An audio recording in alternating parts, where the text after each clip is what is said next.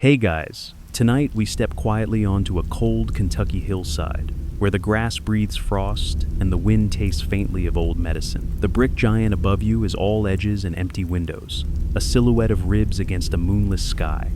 You've heard the stories, soft footsteps in hollow corridors, doors closing as if the night itself has hands, and you've come anyway. Jacket pulled tight, heart doing that unhelpful little drum solo it always plays when your curiosity outruns your caution. You probably wouldn't make it out of this one if you came alone, lucky for you. I'm walking beside you, whispering where to place your feet. So, before you get comfortable, take a moment to like the video and subscribe, but only if you genuinely enjoy what I do here. And while you're at it, let me know your location and the local time in the comments. Now, dim the lights, maybe turn on a fan for that soft background hum, and let's ease into tonight's journey together. You stand at the base of the hill as Waverly Hills Sanatorium rises like a grounded shipwreck, its roofline a row of patient teeth. Gravel crunches under your boots, tiny sounds that feel thunderous in the hush. The old gate is gone, but you pause where it used to stand. It's good manners to ask permission from old places, even if they only answer in weather. A smell drifts down the slope, damp brick, cold ivy, and a faint antiseptic sweetness. Like the building still believes today's rounds begin at dawn. The well-known version of the legend fits in a single breath. A hospital built to fight the White Plague, then abandoned. Nurses and patients who never quite left. The death tunnel, the body chute, where the dead were carried so the living could keep hope. You can say those words to any Kentuckian who loves a good shiver and watch them nod. That's the common map of the hill, but a map is not the ground, and on this ground, your steps already feel accounted for. You start up the incline. A stray cat slips from the weeds, gives you the quick up and down, and decides to walk beside you with the casual authority of staff. Perfect. Guided tour. You murmur joke number 1, because humor is a flotation device. Joke number 2. You promise you'll only stay 5 minutes. You and 5 minutes have never agreed on what a minute is. Joke number 3 arrives when the cat keeps glancing behind you, like it's making sure your +1 doesn't lag. Useful, comforting. Not at all unnerving. People say the hill itself remembers. On damp nights, a mist slides from the tree line and lays over the ground like a second skin. Old-timers call it the sanatorium's breath. Hikers swear it's just the valley exhaling. Pick the version that lets your knees keep moving. An obscure interpretation, traded in late-night tours and half-serious message boards, claims the building is a tuned instrument. Its long, straight corridors amplify wind. Its tile and plaster hold resonance like a church nave, and certain corners gather songs of air until they spill as voices. Some go further and whisper about infrasound from the hillside, the way low, inaudible waves can pluck gooseflesh from your arms and make your eyes water for no polite reason. Odd theory? Sure. But you file it in the drawer labeled possible, because possible is generous company. In a place like this, the front steps rise out of the dark. Up close, the bricks are scaled with time, and ivy stitches the facade as if the building were once torn and carefully mended. The door stands slightly ajar, because of course it does. Locked doors are for day shift. You consider knocking, decide that's theatrical even for you, and step across the threshold. Temperature shaves away a degree. Not dramatic, just enough that your breath feels like borrowed glass. Your flashlight wakes up like a reluctant coworker on a Monday flicker. Complaint, then duty and steadies, throwing a pale blade across the lobby. A desk sulks under dust. A cracked display case holds nothing but cobweb grammar. Dust motes hang in your beam like confetti from a very quiet parade. Deep in the building, water taps metal with the patience of a metronome. Every sound arrives half a second late, as if distance stretches thicker inside these walls than outside. The popular variant promises that if you wait right here, nurses will hurry past in shoes that never scuff, pushing carts that whisper to no one. Some swear they smell tobacco, others insist on rose soap. A few describe the weary steam of boiled linens. You catch something sharper, formaldehyde's ghost, maybe stinging the back of your throat like a memory that doesn't belong to you. It's nothing. You tell yourself a sentence with an impressive track record of being unhelpful, left or right. The cat tips its whiskers left and pads that way with the serene certainty of middle management. You follow, partly because of the cat, partly because the right-hand corridor feels like it already chose someone else. Your steps return, a strange echo, a beat and a half, as if the building is walking with you but limping. Paint peels from the walls in lazy curls, paper turning back into tree. A stainless thermos sits by the baseboard, recent, shining, the kind of detail that should reassure you. It does not. It only proves someone else met the same darkness and decided to carry less water. That old debate hums beneath everything you hear. Are the figures here just the mind's talent for stitching faces from shadow, or do certain places hold on harder than they should? Some say sorrow soaked into the plaster until the walls became a record that still plays, needle down, song repeating. Skeptics say we arrive with a script and perform it for ourselves. Tonight, you're willing to let both be true. Folklore loves a duet. A cross corridor opens. Wind threads through a broken pane and slides cool fingers under your collar. You swallow and taste metal. The cat pauses, ears pricked, then trots through a doorless frame with the air of someone arriving exactly on time.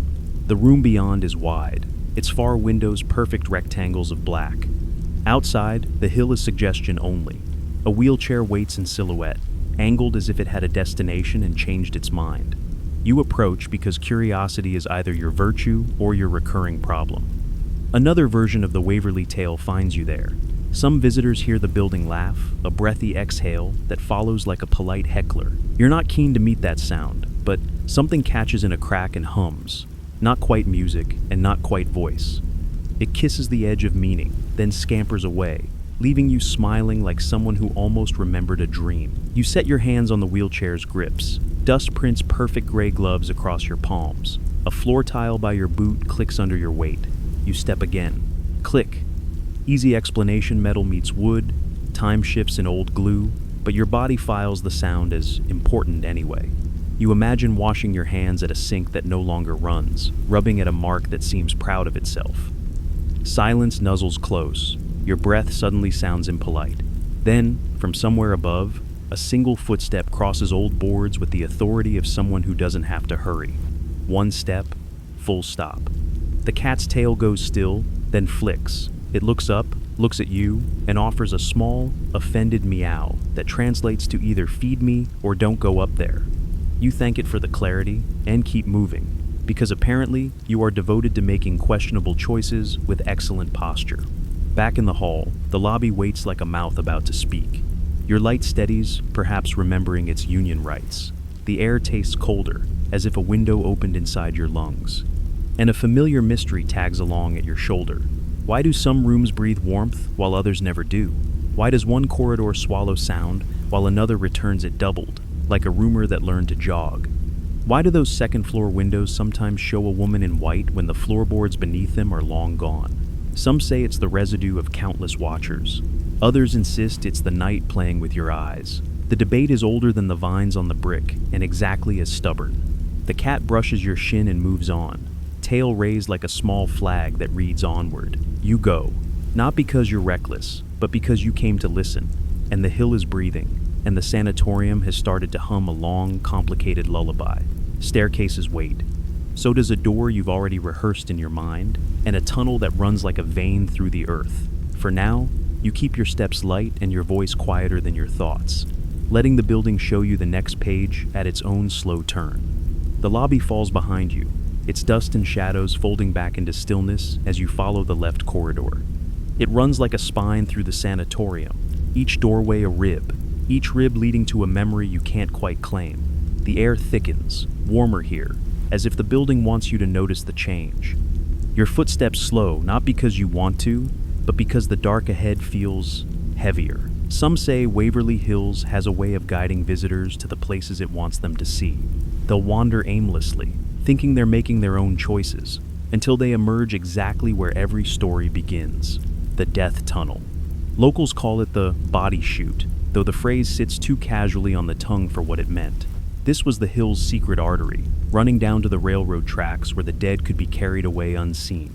Patients didn't have to watch their neighbors leave and wonder if they'd be next. Noble in theory. In practice, you feel the weight in the air just thinking about it. You've heard the popular tale how a door on the main floor leads to a long, sloping tunnel. Concrete walls sweating in summer, freezing in winter. Tour guides whisper that footsteps echo there even when no one walks. They talk about shadows crossing your flashlight beam and a cold hand that might take yours for balance. But the less common version, the one traded like contraband among paranormal enthusiasts, claims the tunnel was more than practical. They say its length and angle were chosen to confuse spirits, a slow spiral disguised as a straight path, so the dead would wander, distracted, and never find their way back up. Whether you believe that or not, your pulse has already quickened, just thinking about being under all that earth. You pass a half-open door, and the scent of damp stone rolls over you. The cat, still your self-appointed tour guide, slips inside without hesitation. The room is narrow, cluttered with broken furniture, and a rusted gurney listing to one side. At the far wall, a metal frame yawns open, swallowing your light. You step closer, the beam catching rough concrete walls descending into darkness. There it is, the mouth of the tunnel. The first step down feels like crossing a threshold in more than one direction. The air drops several degrees, and moisture beads instantly on your skin. You know that smell: earth, rust, and something faintly metallic, like a coin pressed against your tongue. The soundscape changes too. Every movement you make is pulled forward and down, your own presence funneled away into the depths. You take the slope slow, letting your hands skim the wall.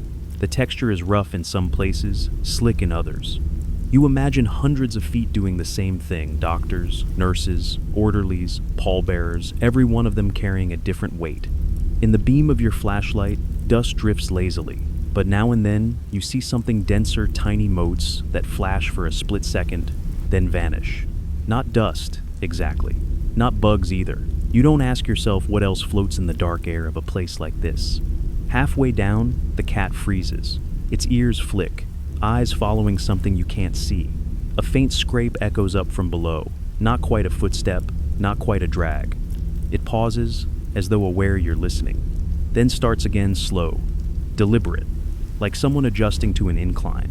You hold still, counting the beats between sounds. 3, 4, then silence.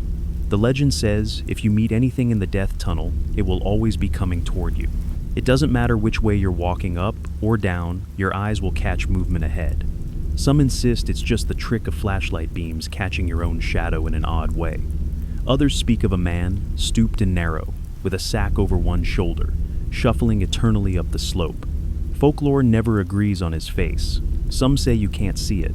Others say you'll wish you hadn't. The scrape starts again, closer this time, and you feel the vibration under your feet. Instinct says, move, but the tunnel is narrow. Stepping to the side just makes you feel more pinned. The cat hisses once, softly, then begins trotting back up toward the entrance. You follow slow at first, then faster, when the scrape becomes a quick shuffle, then stops altogether. That silence feels heavier than the sound ever did. Back at the top, you step into the corridor's stale light. Its odd relief and disappointment come in the same breath. The door swings shut behind you on its own momentum, though you didn't push it far. You glance down, dust on your boots, damp streaks on your cuffs. The tunnel leaves its mark whether you go all the way or not. You press on, moving deeper into the left wing. A soft, repetitive sound joins your steps, drip, drip, drip, like the building has a leaky clock. Somewhere above, a metal cart squeaks faintly. You tell yourself it's wind, or water shifting through the pipes that probably aren't even connected anymore. Folklore likes to disagree, of course. One obscure theory says Waverly's layout was modeled after European healing cloisters, designed to draw sickness out by walking the patient through specific airflows. If the illness was spirit-born, the corridors would confuse it, trapping it here, which, if true, would make every hallway a kind of net. And there's that nagging mystery again. If the tunnel was meant to keep spirits from returning, why do so many people claim to meet them in the upper floors? Maybe the building just grew tired of holding on. Or maybe it never let go at all. The cat slips into a stairwell, tail disappearing around the turn. You follow, the old wood groaning under your weight. Somewhere above, a door creaks open. The sound is soft, but in this place, soft carries. You climb, each step pulling you closer to the heart of Waverly Hills, where the air is warmer, but the stories grow colder. The stairwell empties you into a hallway that feels different, narrower, darker, as though the walls have taken a step closer to hear what you'll say next. You keep your flashlight steady, beam slicing through dust motes that seem reluctant to move aside. At the far end, a shadowy opening waits, and you know, without being told, that this is the way to the death tunnel's other side. But you're not headed there yet. A faint draft brushes your cheek from the right, carrying a scent you recognize: earth, stone, and the faint tang of something older iron, perhaps.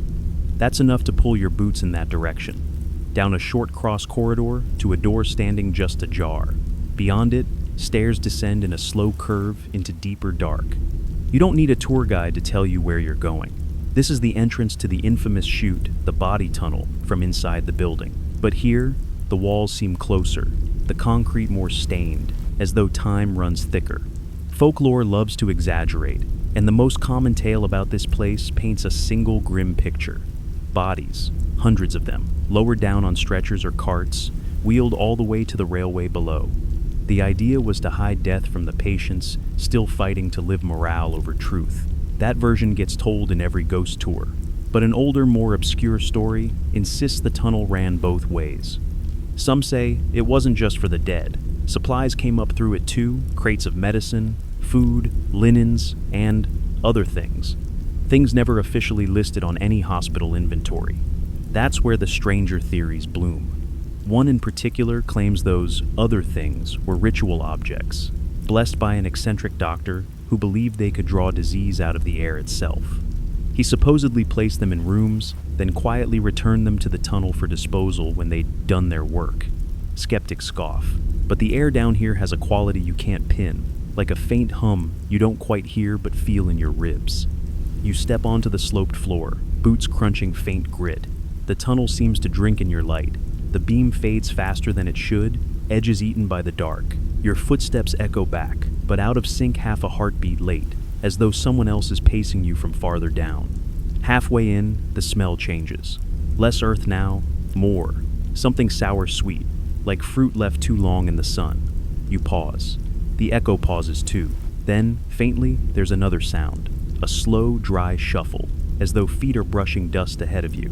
That's when you remember one of the more unnerving variants of the death tunnel legend.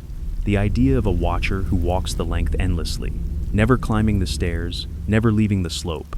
People describe him differently, sometimes tall, sometimes stooped, sometimes with a face like a shadow folded over itself. What they agree on is the feeling, that he's not there to frighten you, exactly. He's there to count. And the moment you step into the tunnel, you've been added to his tally. The shuffle comes again, closer. You take a step back, just one. The sound stops. For a long moment, you stand there, breath slow, waiting for the next move. It doesn't come. The cat, who you thought had left you behind, suddenly appears at your ankle, brushing against you with a tail flick. It glances toward the top of the slope and starts up, casual but certain. You follow. Back in the corridor, the air feels lighter, as though the tunnel has let you go. You glance back once, just enough to see darkness pressing up against the doorway, like water behind glass. From here, the hallway stretches forward into deeper shadow. Windows line one side, their panes black with night, but now and then the glass catches your beam and throws it back at you like a watchful eye. Some say these windows were the sanatorium's silent informants, reflecting, holding, and showing faces that no longer lived here. Skeptics call it pareidolia. Either way, you find yourself glancing at each one, searching for something you're not entirely sure you want to see. The sound of your boots becomes company again, but there's a subtle change in the air cooler now, with a faint dampness. You know you're close to the part of Waverly where stories start to sharpen. Room 502 is up ahead. But before you get there, the building offers a little preview. You pass an open doorway into a room where the ceiling is caved in just enough to reveal moonlight thin, silver, and cold. In the corner sits a hospital bed, frame rusted, mattress long gone. At first, you think the shadows behind it are just debris. Then they shift, as though the air is folding over itself. The shape is tall, but uneven, like someone who doesn't quite fit their own frame. It lingers for a heartbeat, then collapses into nothing, leaving only the pale rectangle of moonlight. That's the mystery you keep bumping into here. Why do some figures vanish instantly, while others seem almost patient, willing to be seen? Some say it's about the way you're looking, whether your mind is open enough or closed just enough to hold the image. Others say it's the figure making the decision, the way a cat chooses whether or not you're worth their time. Speaking of which, the real cat reappears from a side hall, Gives you a look that could mean you're slow or you're doomed, hard to tell with cats, and pads off toward a darker stretch of corridor. You follow, because this building doesn't offer many better options. Somewhere ahead waits the nurse's room, and the story it carries isn't one you can leave out. The hallway narrows as you follow the cat, walls pressing in with that old institution closeness, thick paint over plaster, every surface holding decades of human breath. The air has that layered quality too, damp and cold at ankle height, warmer just above your chest, like the temperature can't make up its mind. Somewhere ahead, you catch a glimmer moonlight seeping in through a window at the end of the hall, haloing a door left slightly ajar. You already know this one, room 502. In the standard version of the Waverly Hills legend, room 502 belongs to a nurse who ended her own life here in the 1920s. Some say she discovered she was pregnant and unmarried, an impossible scandal at the time. Others say she'd contracted tuberculosis herself and couldn't face the slow decline she'd watched so many endure. Either way, the story always ends the same. A length of rope, the metal beam above the doorway, a body swaying in the still air. Later, another nurse, different year, different circumstances, allegedly jumped from the same window, landing in the courtyard below. You ease the door open, and the hinges groan, loud enough to make your shoulders tighten. The flashlight cuts across a small, square room. The paint is peeling in long strips like shed skin, and the floor is littered with it. The ceiling beam is still there, wood darkened and splintered with age. In the corner, a rusted bed frame leans against the wall. The cat slips inside first, tail flicking, and settles in the far corner as if it owns the place. Your beam sweeps the room, but you feel something before you see it, an almost magnetic pull toward the window. The glass is long gone, leaving an open square that frames the blackness outside. You step closer, and the view is just the slope of the hill dropping away into shadows, treetops moving faintly in the wind. An obscure variation of the tale claims that the nurse never meant to die here. Instead, she'd been tending to patients late at night when she saw something in the courtyard, something tall, faceless, and still. Drawn toward the window, she leaned too far, lost her balance, and fell. The pregnancy story, according to this version, was invented later to make her death seem less strange. And then there's the less told theory, the one that doesn't settle on accident or despair. This version says she'd been whispering about things she'd seen in the hospital, shadows moving in rooms she'd just left, patients speaking to invisible figures at their bedsides. When she vanished, some staff claimed she'd simply walked out into the night. No one agreed on whether she'd walked back. You linger in the middle of the room, the silence wrapping tighter. It's not quite empty, though you feel it in the prickling at your neck, the weight in the corners. Some visitors claim to see a woman in a nurse's uniform standing near the beam, head bowed. Others say she appears by the window, looking out as though waiting for someone. Your flashlight flickers once, then again. You adjust your grip, tap the side. The beam steadies, but the momentary darkness leaves a ghost image in your vision. Something pale, tall, and still in the corner where the cat sits. When your sight clears, the cat is alone again, washing its paw as if bored with your drama. You try to imagine the last night here, the hall quiet, the ward settling into uneasy rest. A nurse, maybe humming to herself, maybe not, standing where you stand now. Whatever happened, rope, fall, disappearance left the air in this room thinner than the rest of the building. Even your breathing feels out of place. The mystery hangs in the air. Was this the weight of tragedy, or the shadow of something older that happened to find her? You don't have an answer, and maybe the building prefers it that way. Folklore thrives on gaps, and Waverly Hills has a way of keeping its best gaps unfilled. The cat finally rises, stretches, and pads back to the door. You follow, stepping into the hall with the odd relief of someone leaving a confessional. The door swings closed behind you, not all the way, but enough to click softly. You move on, and the hallway opens into a larger junction.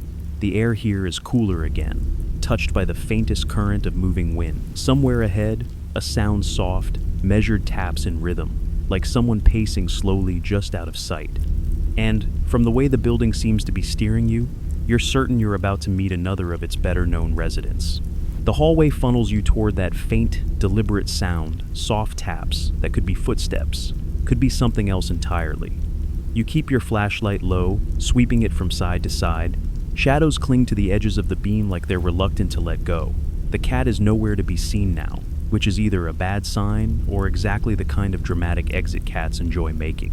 Up ahead, the corridor widens into an open space, moonlight filtering through cracked windows. Dust floats lazily in the silver glow, and for a second, the whole place feels like it's holding its breath. Then you see it movement in your peripheral vision. It's tall, taller than you expect, a shadow detached from any object, its edges too sharp for the soft light. You angle your flashlight toward it, but the beam just bends, as if it's passing through fog. The figure doesn't vanish, it simply glides sideways along the far wall, smooth and silent. The popular version of the story says the shadow people of Waverly Hills are just that people, residual spirits of patients or staff who once moved these halls, replaying their lives in endless loops. They're seen most often here on the main patient floors, where the beds once lined up like teeth. Visitors talk about shapes pacing the hall, stopping to look into empty rooms or peering from around door frames before melting away. But there's a stranger version of the tale, one that rarely gets told on official tours. In this version, the shadows aren't people at all. They're older than the building, older even than the hill. Some claim the land here was once used by early settlers for things best left vague: rituals, offerings, the kind of gatherings that leave an echo long after everyone has gone. When Waverly Hills was built, those echoes simply adopted new shapes. The theory says the shadows are curious, not malicious. They watch, they follow. They lean closer when you're not looking. And then there's the lingering mystery.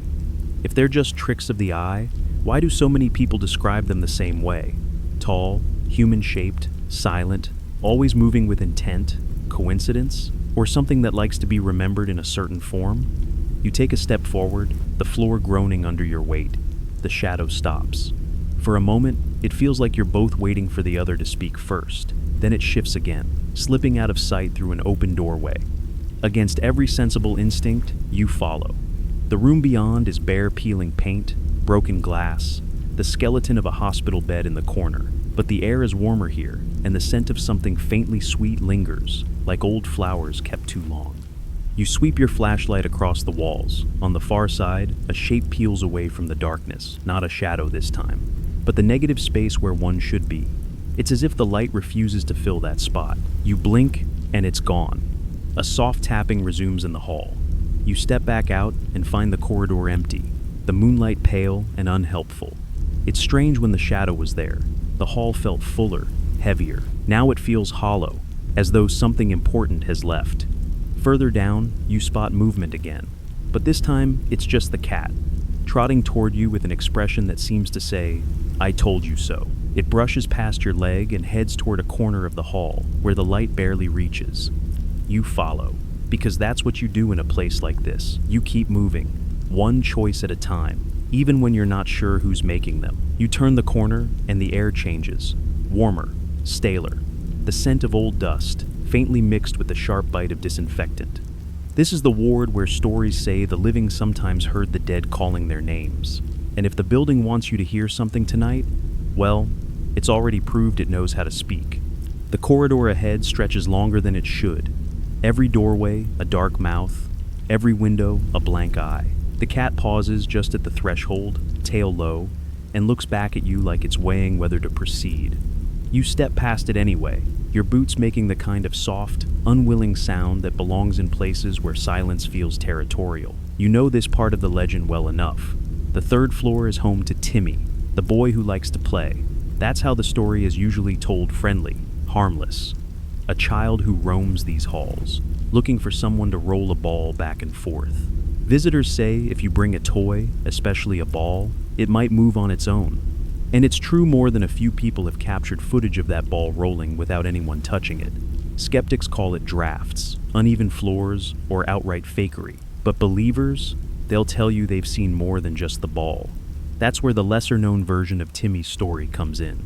Some say he isn't a boy at all, not anymore if he ever was. Instead, the child is something else wearing the shape of one, testing how people react. The giggles in the hall are too high, too sharp. The way the ball moves isn't quite how a kid would push it. It stops too suddenly, or rolls directly toward you from a still position. The mystery is in the details no one agrees on. Some claim Timmy's shadow doesn't match his body when he appears. Others say his voice echoes wrong, like it's bouncing around corners that aren't there. And then there are those who swear they've heard him speak not in a child's voice, but in something much lower, like a whisper in a well. You pass a door half hanging from its hinges and hear it, a soft laugh. It's quick, almost playful, but there's something in it that makes the hair along your arms rise. You freeze, listening. The laugh comes again, this time from farther down the hall. A ball sits in the middle of the corridor, dull yellow, its surface cracked and dirty. You don't remember seeing it a moment ago. Your flashlight catches the faint scuff marks on the floor leading toward it. The air feels thicker here, like the hall is holding its breath along with you. You crouch slightly, keeping your eyes on the ball. Nothing moves. Then, without warning, it gives a single, deliberate roll toward you. Not a bounce, not a nudge from wind, just a steady, purposeful push. It stops right at the toe of your boot. The laugh comes again closer now, but from behind you. You turn, beam cutting through the dark, but the hall is empty. When you look back, the ball is gone. The space where it sat is just bare, dusty floor. Your breath feels loud. You take a step backward, then another, until you're against the wall. The corridor stretches away on both sides, every shadow feeling a little too aware. You can't shake the sense of being measured like someone or something is deciding whether to keep playing. The cat finally moves, brushing against your leg before slipping ahead toward a staircase at the far end of the hall. You follow, glancing once over your shoulder.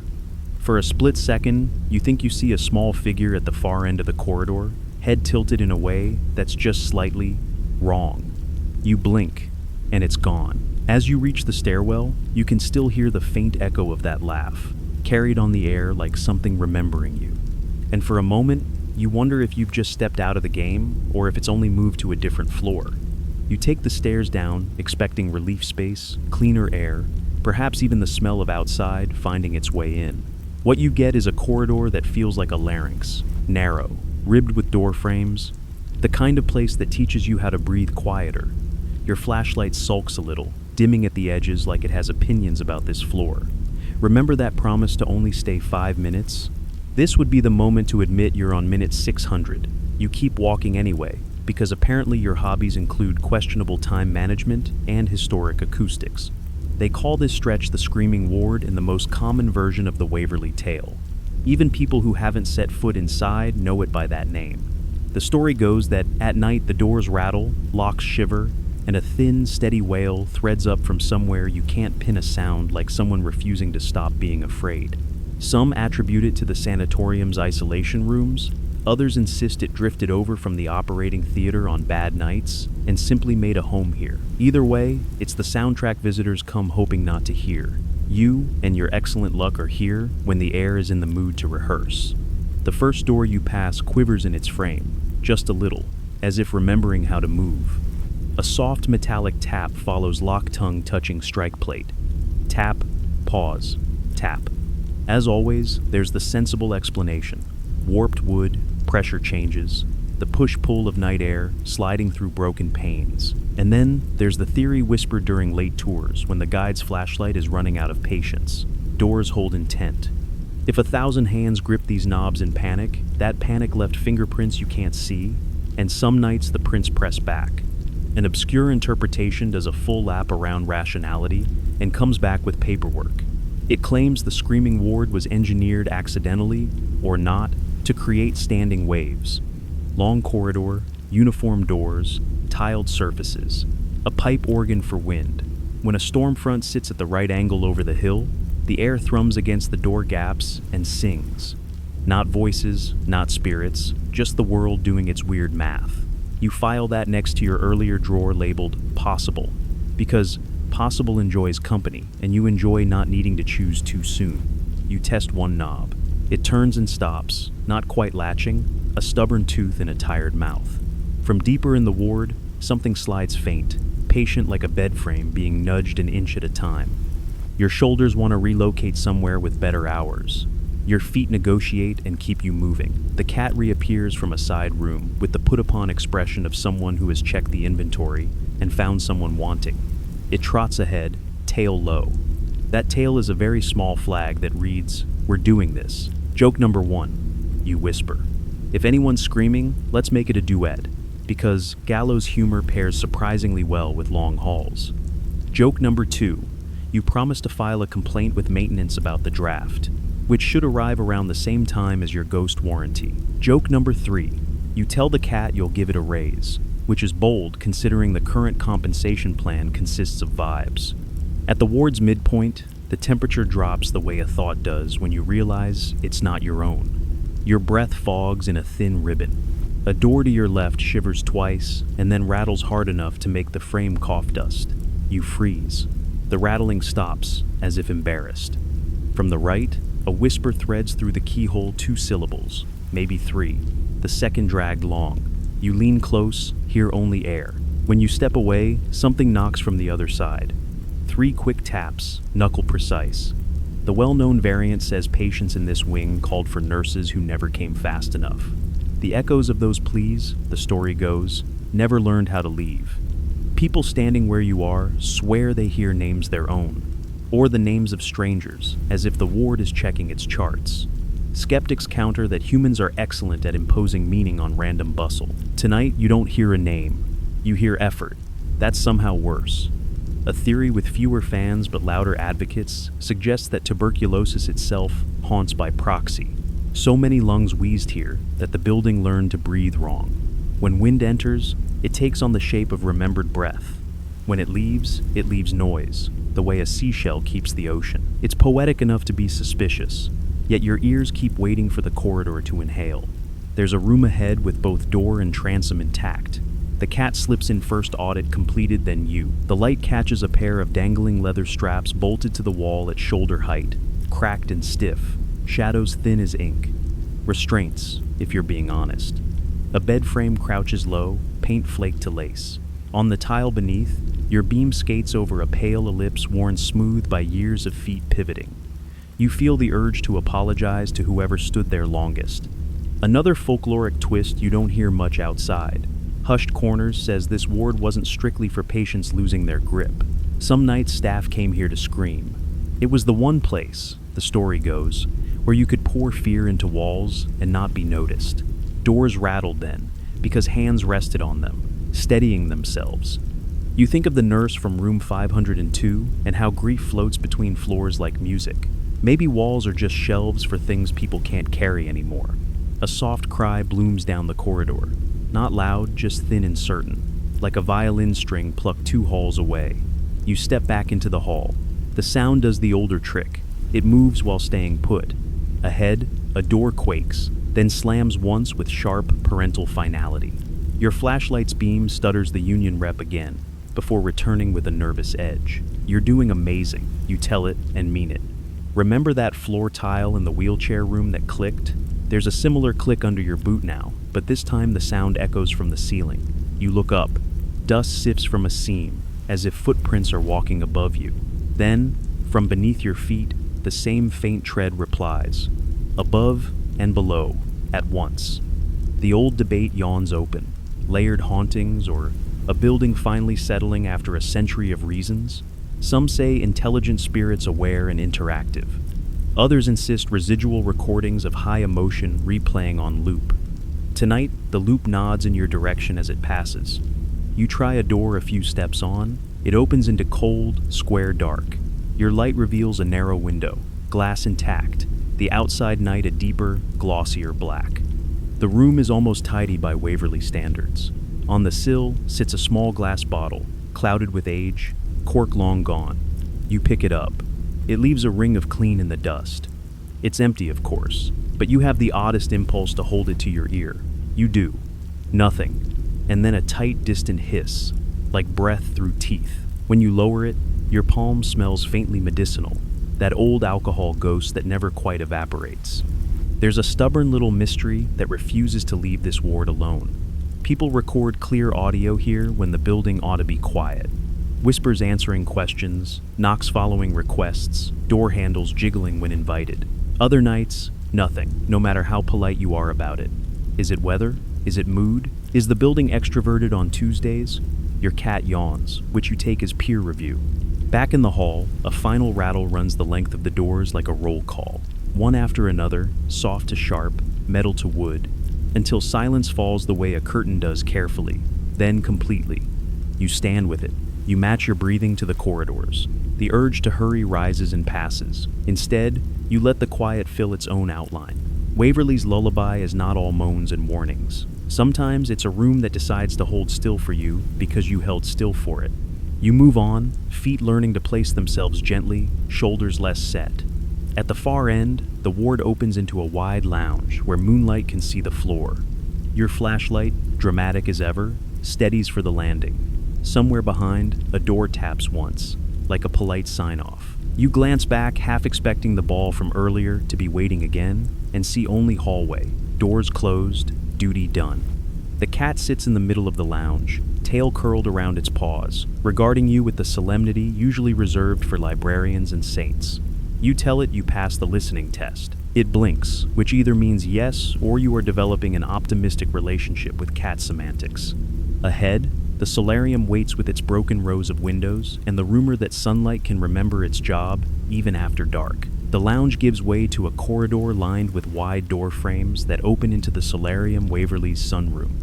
Even in the dark, the space feels lighter, more open. The air moves differently here, slipping through broken panes and brushing your face like it remembers what warmth is supposed to feel like. You step inside, and the change is almost dizzying after the screaming ward. In its prime, this place was meant to heal. Tuberculosis patients were wheeled out here to sit in the sunlight, swaddled in blankets, breathing in the crisp Kentucky air. That's the common telling. The solarium as a sanctuary, a place where hope stretched as wide as the windows. Patients could look out over the hillside, watch the trees sway, and believe they were getting better. But there's another layer to the story, the less comforting one. Some former staff members, speaking decades after the sanatorium closed, hinted that the solarium wasn't always gentle. They say the coldest months were brutal here. Patients sat for hours in freezing wind, told that fresh air was worth the discomfort, even when their lips turned blue. In this version, the solarium becomes a place where hope was both given and taken in the same breath. And then there's an obscure interpretation whispered on ghost tours, that the solarium collects light the way some rooms collect sound. The theory goes that sunlight leaves an imprint, a kind of echo, and on certain nights the room glows faintly even with no moon. You wouldn't notice it at first, it's not bright enough to see with your eyes, but your skin feels it, a phantom warmth that shouldn't exist in the dead of night. You walk between the rows where beds once sat, your boots crunching over glass. The moonlight paints long rectangles across the floor, sharp-edged where the window frames still hold together. In some of them, dust lies undisturbed, pale as frost. In others, you see smears, like someone dragged their hand or something heavier through it. Your flashlight sweeps the far end of the room, catching on a shape that makes your breath hitch. A wheelchair, empty, facing the windows. You take a step closer, and the faintest creak answers you. The chair rocks, just once, as if it had been in motion and stopped. You scan the floor for signs of wind, but the air is still. The popular version of this tale says a nurse sometimes appears here, pushing an invisible patient toward the sunlight.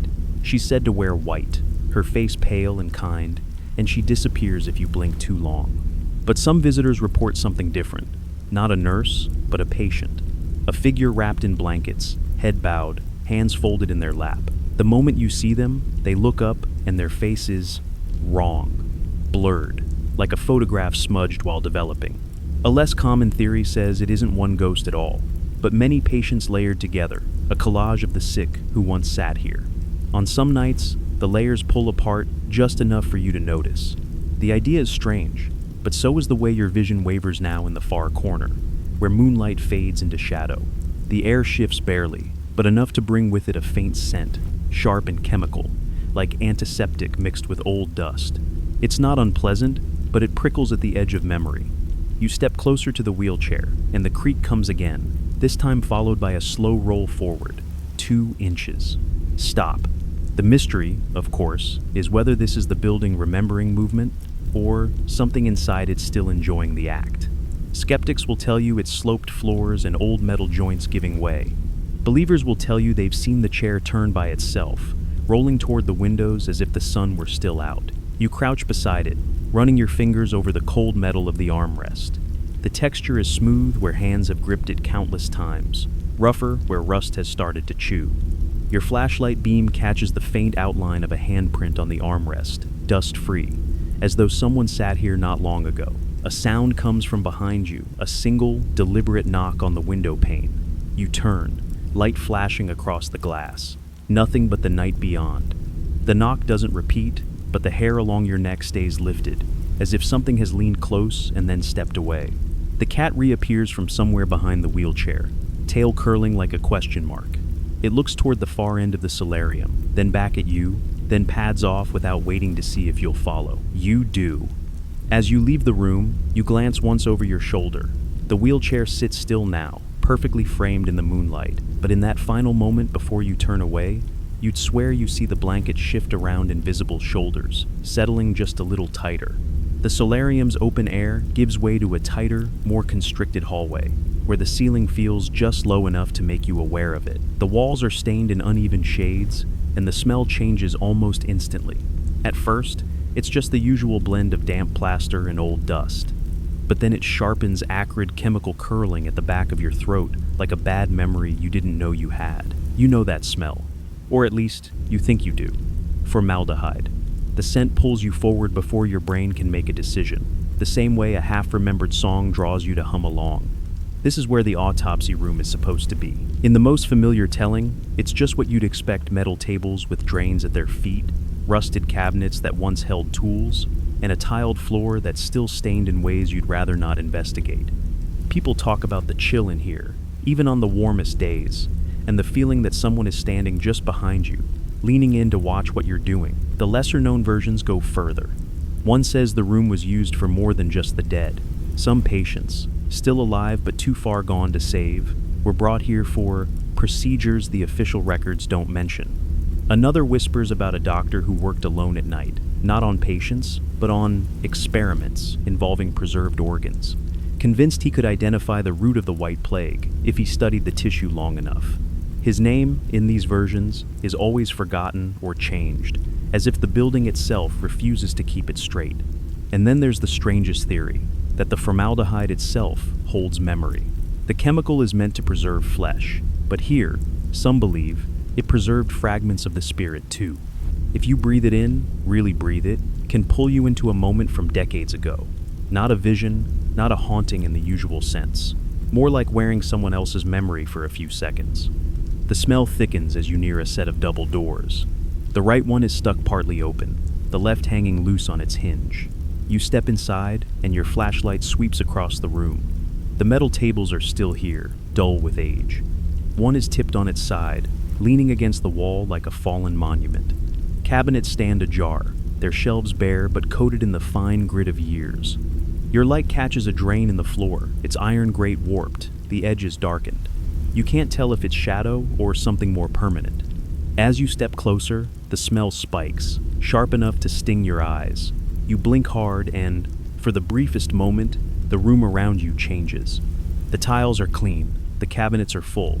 The table nearest you gleams under bright light, and there's movement of figure in a white coat, back turned, working on something just out of your view.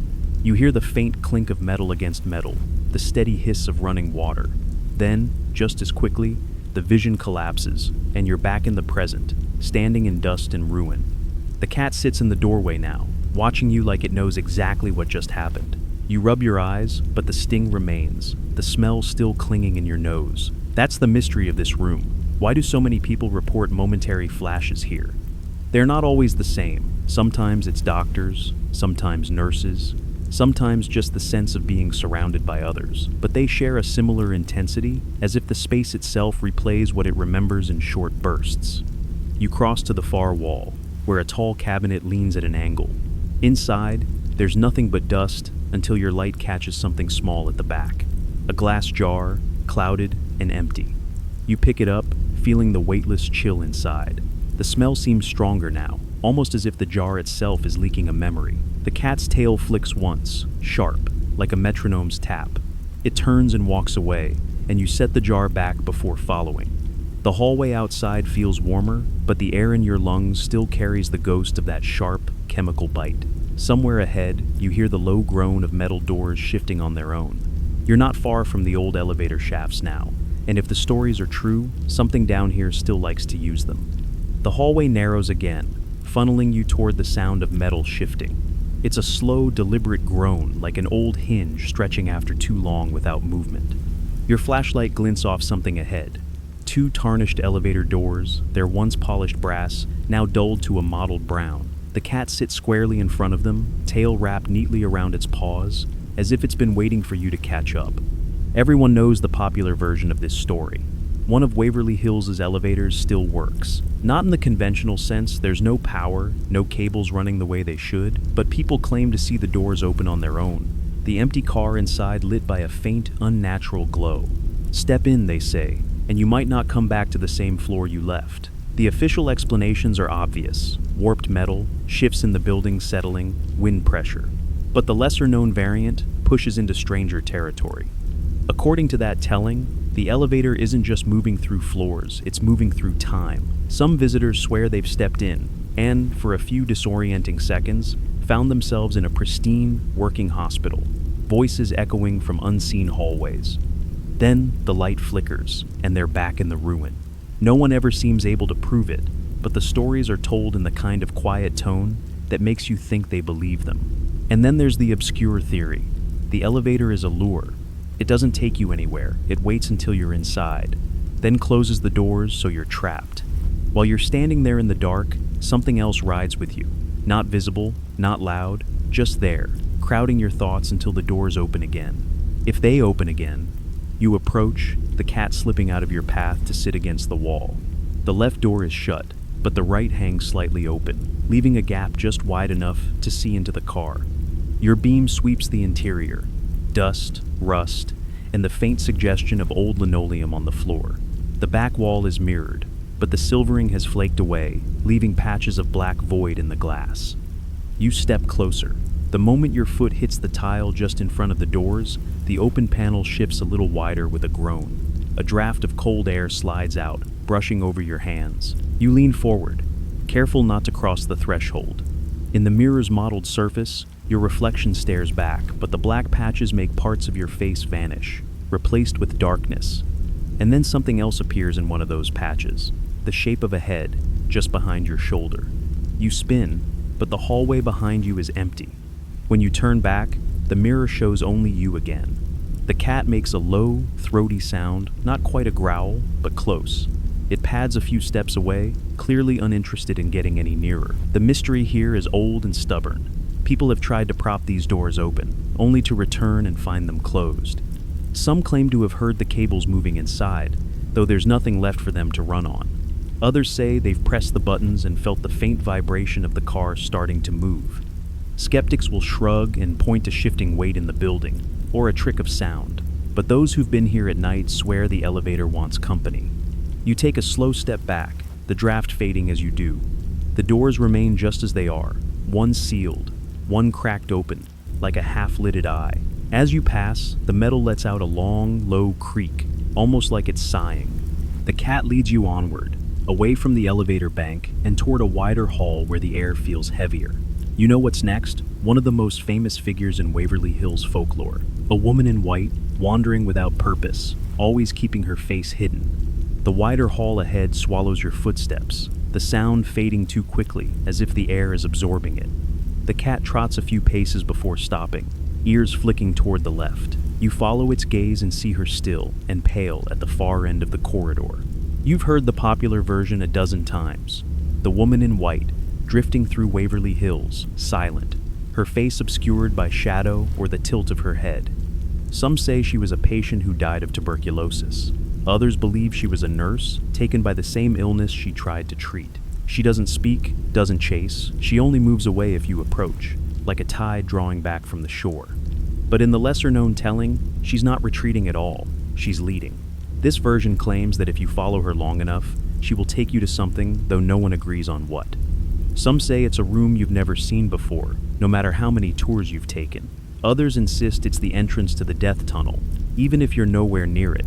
A few, the quietest voices, claim she will lead you right out of the building entirely, but only if you're not meant to come back. And then there's the strangest theory, shared only in hushed tones by people who've been here alone, that the woman in white isn't part of Waverly at all. She's older. She walks through the building because it happens to be in her path. She doesn't care who follows. She doesn't even notice you're there until you stand in her way. You take a step forward, beam fixed on her shape. She moves not quickly, not slowly, just enough to make you adjust your pace to keep her in view. The hallway bends slightly, and each turn hides her for a moment before she reappears farther on. You feel the pull, like following a half-forgotten dream. The air changes as you trail her. It's colder, but in a dry way, like the temperature in a room with a cracked window on a winter night. The cat hangs back now, tail low, watching from a safe distance. That alone is enough to keep you alert. Your guide has decided you're on your own for this part. She stops ahead, at a doorway that's lost its door entirely. For a second, you think she's looking at you, though her face is still hidden. Then she slips sideways into the room. You hurry forward, but when you step inside, the space is empty. The dust on the floor is undisturbed except for a faint, narrow track leading toward the far wall, where there's no exit. This is the mystery that sticks with people. She can vanish without breaking your sightline, without leaving any physical trace except for those strange, shallow marks in the dust. Skeptics will say your eyes play tricks in the dim light, especially after walking through rooms that all look the same. But believers will point to the consistency, the same tall figure, the same pale clothing, the same way she avoids showing her face. You stand in the middle of the room, listening. The building is quiet, but not the kind of quiet that means nothing's there. It's the kind that means something is holding still, waiting. You back toward the doorway, beam sweeping the corners one last time. Out in the hall, the cat is sitting exactly where you left it, as if it knew you'd come back. You follow its lead again, moving deeper into the sanatorium. The light changes here, dimmer and thicker, and you can feel the building starting to close in again. Ahead, the shadows seem to lean forward, pooling against the glass in the windows like they're studying you in return. You keep moving, and the hall grows dimmer in that particular way. Waverly specializes in light still present, but tired of doing overtime. Your flashlight draws a pale stripe along the floor, and shadows gather at its edges like commuters waiting for a late train. Here's where the old argument slips into step beside you. The shadow people debate. Even folks who roll their eyes at ghosts will pause at this one. Too many stories, too many similar shapes described by people who don't know one another and have nothing to gain by comparing notes. The common, hometown version centers on this very corridor, and the intersections like it. Doorways where blacker-than-black figures stand just inside the frame. Corners where something tall leans, watching, then melts flat along the wall, as if remembering it was two-dimensional all along. People say you'll catch them first in your peripheral vision, like you did by the wheelchair and the elevator mirror. Turn your head, and they play polite staying still until you look away. That's the local dance. Glance, freeze, glance, gone. But the better-known Waverly twist is the creeper, the shadow that doesn't behave like the others. It doesn't stroll or stand. It crawls skittering across floors and up walls, even along the ceiling like a stain deciding to commute. Some swear it moves with anatomical logic: elbows, knees, the suggestion of jointed limbs. Others insist it's a blot that folds and unfolds, more origami than organism. Either way, if you see the creeper, you'll know it by the way your stomach remembers it's attached to your spine. Reasonable people decide they have errands elsewhere. Your beam slides across a doorless opening. Something long and horizontal retracts along the baseboard, swift and quiet, as if you just interrupted a meeting. You hold the light there. Nothing. When you lower the beam, the darkness seems to thicken, like ink given a reason. The cat pads ahead, stops, and looks pointedly at the empty air just past your reach. You whisper, "You first," because you are brave, but also a fan of delegating. The cat blinks in a way that reads, "We both know that's not how this works. Right. Onward." An odd, word-of-mouth interpretation tries to domesticate the phenomenon with physics. It claims these halls long, tiled, with rhythmic door gaps set up low-frequency standing waves whenever wind threads the broken windows just right. Those infrasound ripples sit below what your ears can consciously register, but can still nudge the nervous system. Result: mild nausea, a pressure behind the eyes, and the unmistakable feeling that someone has stepped into your personal space. Pair that with scotopic vision, the way your eyes rely on rods in low light, and you get motion where there was none, edges where there were only gradients. In other words, your own biology moonlighting as a special effects team. It's a good theory, and it earns its badge in your drawer, marked possible. Then there's the truly obscure one you only hear from former maintenance folks or avid salvage hunters. Decades of coal soot, cigarette smoke, and lamp-black dust adhered to hairline cracks, filing cabinet scars, and handprints no one cleaned. Over time, moisture tracked those particles into delicate outlines, archways where arms used to rest, hollows where heads leaned, the geometry of long-gone furniture. At night, when your beam skims over that micro-relief, the patterns resolve into shoulders, profiles, whole silhouettes. Not spirits, says this theory, just the building's negative of everyone who ever touched it. You can feel a little better believing that, so long as the shapes stay polite. A whisper of movement crosses the junction ahead. A tall absence sidesteps from one doorway to the next. You hold your light steady on the threshold it vacated, like you're pinning a bug beneath a glass. 10 slow seconds. 20. The dark remains boringly dark. When you let out a breath, the door frame 3 rooms down hosts a new vertical cutout, the kind your brain labels human before it can vote on it. You try not to admire the timing. Joke number 1. You murmur that you'll be filing a formal complaint with the Department of Shadows about corridor etiquette. Joke number 2. You inform the hall that if anything plans to lunge, kindly give you a 10-second stretch break first. Health is wealth. Joke number 3 arrives unasked when your flashlight flickers, and you assure it you've never appreciated any coworkers more. It processes this compliment by threatening to unionize. Here's where the unresolved part of the folklore shakes your sleeve. Are these figures intelligent observers, or just echoes that happen to line up with your steps? Tourgoers swap stories of shadows that respond to questions with peeks and retreats, one step out, one step back, like bashful stagehands. Others record silhouettes crossing laser grids on tripods, blocking the dots as if something opaque moved through. Skeptics counter with drafts, with insects, with your own beam catching your arm at the edge of vision. Uncomfortable fact: both camps get to be right some nights. You test the air, no wind, yet the next room to your left breathes cooler than the corridor. You aim your light inside. What you get back is that odd negative space trick again, a man shape carved out of illumination, the light refusing to land in a human outline near the far wall. You keep the beam there, gently, like placing your palm near a skittish animal.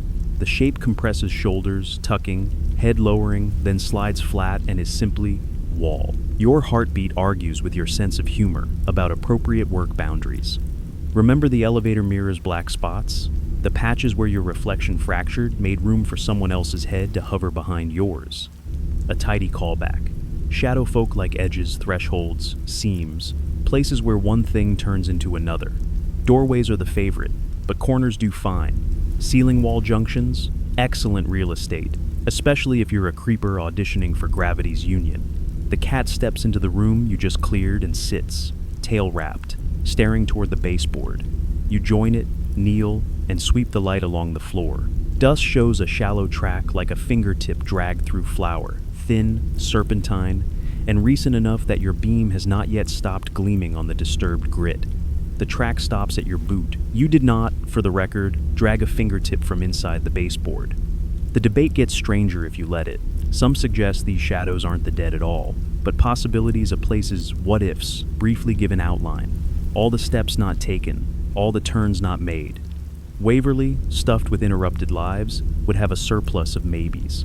On odd nights, the maybes stand up and stretch. You didn't come prepared to grade metaphysics, but the idea sits neatly beside the way the building keeps choosing your route. A gentle scrape whispers across the ceiling. You tip the beam up. For half a second, no more, you catch a long smear darting along the plaster line, as though a sleeve of darkness just remembered an appointment elsewhere.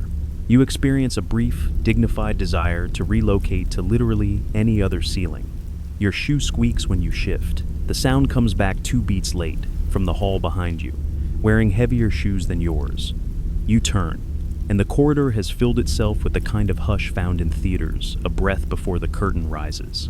Far down, a tall cutout leans half into view from a doorway. Another mirrors it on the opposite side, 20 feet closer. A third prints itself on the floor, stretched and thin, as if the light decided to try a new hobby. You do the brave thing you came for. You lift your free hand and wiggle 2 fingers. Hello. The nearer silhouette pulls back a fraction. That's something like an answer. Why do they stay at the edges? Comfort? Constraint? Kindness? The unresolved mystery is less about what they are and more about what they want. Some say protection. They pace like orderlies, keeping routes. Others say curiosity. They shadow your shadow to see what living bodies do. A quieter voice in the folklore says they're warning stand-ins that take up the space where something worse might have been. You can choose whichever lets your breathing return to the sane end of the chart. The cat, never one for debates without snacks, flicks its tail and pads on. You follow, leaving the silhouettes to their door frames. As you pass the last open room, your light catches a fresh handprint on the opposite wall. Dust brushed clean in 5 ovals and a palm. Child-sized, you think of the ball from earlier, of laughter with an accent you can't place, of how many shapes a story can wear and still be itself. Your flashlight, loyal despite its opinions, holds steady across the exit of the hall and into the next stretch, where the windows gather dark like glossy eyes and seem, unhelpfully, to lean toward you. Windows line this stretch like pages in a book, each pane a glossy square of night. You've seen glass reflect, you've seen it glaze over with dust. But here, the panes seem to do something extra, a subtle lean inward, as if they've developed opinions. You walk slower without deciding to. Your flashlight traces a careful path along the frames, and every time you angle the beam away, you feel the weight of the black squares considering you. Not hostile, exactly curious in the manner of a museum guard who suspects your backpack is too close to the Monet. There's a common Waverly tale about these windows, one you'll hear on almost any tour. Faces staring back where there shouldn't be faces. Nurses in vintage caps. Patients with sunken cheeks. Sometimes it's just eyes, 2 pale ovals hovering where the glass meets the night. The story goes that if you cup your hands around your face to block the glare and press close, you'll see someone else doing the same motion from the other side. Only their hands are a fraction out of sync. This is the part where sensible people decide the view is better from the middle of the corridor. You don't press your face to the glass because your survival instincts have matured at least 3 points since the elevator mirror. Instead, you hold your light low and sideways to reduce your own reflection. The trick works. The panes become less about you and more about what they've kept. A moth, perfectly preserved on the inside surface, looks like a small pressed flower. A crack blossoms from one corner, frozen lightning. Dust has collected in a scalloped pattern along the sash, as though someone with very small hands drummed there for decades. The cat hops lightly onto a radiator and sits facing the window like it's queuing for a matinee. Its tail curls into a neat question mark. What are we seeing? You whisper. Joke number 1. You promise the cat popcorn if anything does a curtain call. Joke number 2 follows, when your flashlight sighs once and you assure it there will be an intermission with snacks for union members. Joke number 3 arrives uninvited, when you catch your own face in the glass and mutter, "Great. I look like I've been living in a sanatorium," which the building takes as a compliment. The lesser-told variant of the window legend is strange but persistent. Glass as film. According to this version, certain panes here trapped images the way old photographic plates did, not chemically, but by sheer repetition. Day after day, year after year, the same angle of bed, the same slice of sky, the same nurse bending to take a temperature light, bouncing that scene into the glass over and over until a ghost of it stayed. On humid nights, so the story says, the residual image develops, and the window shows what it saw most often. Not spirits, exactly memories rendered in shine. An obscure theory goes even odder. Polarization by sorrow. Some self-appointed experts claim the windows were replaced in staggered batches during the TB years with slightly different glass types, and the mixture of imperfections created micropolarizing effects. When moonlight hits at the right angle, the panes sort light into layers your eyes normally ignore. One layer carries the current room, another carries hints of what passed in front of the pane before the last cleaning. Since no one's cleaned these in a very long time, the layers stack. You can scoff and still feel your scalp tighten when the pane 2 frames down shows a tall silhouette that isn't standing there when you check the air in front of it. You take 3 slow steps and stop. The third window has a neat, cleared oval the size of a face in the dust, just at your height recent, by the look of the crisp edge. You didn't make it. You've been a respectable distance from the glass. The oval fogs for a heartbeat, then clears, as if someone inside on the other side of a window that opens to the outdoors just leaned back. You check the exterior. Only night, trees moving like ink brushed by a slow hand. Your pulse writes its name on your ribs. Remember the handprint you saw a corridor ago? 5 ovals and a palm brushed clean on the wall? There's its cousin. 5 distinct streaks drawn down the dust of the next pane, as if someone slid their fingers while peeking. They stop halfway, each line ending in a softened hook. Wind would smear, not score. The building refuses to comment. The unresolved debate circles you like a helpful vulture. Are the faces on these panes intelligent presences, or are your eyes sorting randomness into meaning? Pareidolia eats well in places like this. Smudges become profiles. Moth wings become eyes. Yet here, multiple people describe the same features at the same windows. A woman with a cap at the 4th pane near the stairwell. A boy's face 2 frames shy of the fire escape. A tall, thin man who appears only in side view, as if reluctant to be fully recognized. Coincidence? Tour guide priming? Or the glass keeping a guest list? You angle your light away and try a different tactic. With your phone's screen off, nothing to reflect, you raise it beside the pane and click a photo blind. Then another, then one more, for the skeptics in your future comments. You don't check the shots. Not yet. A superstition takes the wheel for a stretch. Better to let the room show you in real time. The corridor breathes. That's the only way to describe it. Air slides past your ear. A soft, angled draft that shouldn't exist with these frames so crooked. The pane in front of the cat pales, a faint milkiness. Within it, a suggestion. The slope of a shoulder, the gentle concavity where a cheek might be. It holds for 3 beats, then thins back to black. The cat's ears go sideways, the feline equivalent of a raised eyebrow, then return to neutral. Easy come, easy go. Another memory sidles up, wearing the voice of a guide who liked odd details. During Waverly's heyday, patients assigned to window beds sometimes tap messages in condensation for friends across the hall. 3 dots for yes, 2 for no, a whole invented alphabet of taps and streaks. At night, they traced little figures, a bird, a tree, a house to remember home. When the windows fog over now on summer humidity, visitors have found those same shapes ghosting back, long after the original fingers were done. Your pane remains dry, but when you tilt the light just so, you catch the faintest outline of a tree bare, wintry etched into the dust like pencil shading. Here's a small, unhelpful mystery. On this floor, the exterior ledge runs narrow and crumbly. No one could stand out there and make those face ovals recently, unless they were very committed and very fond of gravity. Yet, the marks appear crisp, overnight sometimes, according to the caretaker rumor mill. Birds, branches, pranks. The ledge tells its own story in powder, and it says nobody danced there last week. A soft tick-tick-tick rises behind you, as if fingernails gently testing wood. You turn, sweeping the beam across intact doors and ruined frames. Nothing moves. When you face the windows again, the second pane from the corner has acquired a small circle in its dust, just off-center, like a ring pressed there by a bottle or a jar. You think of the clouded jar in the autopsy cabinet, the one that smelled faintly medicinal.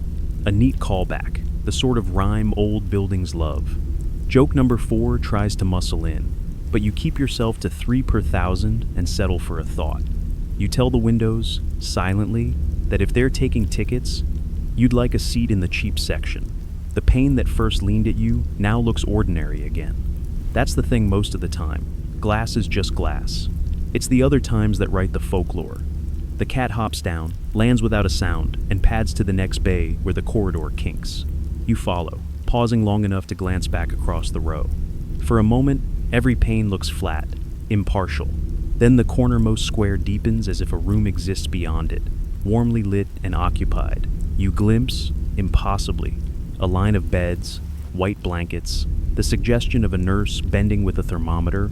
It is there, and then it isn't, in the same second that your eyes water from a draft that never quite reaches your skin. You finally check your phone, thumb swiping through 3 dark frames. The middle shot holds a faint oval where the face print formed, and within that oval, 2 pale points positioned like eyes. Pixels and dust, also maybe a hello. You're allowed to carry both truths like twin keys. You step on, leaving the watching glass to its night shifts.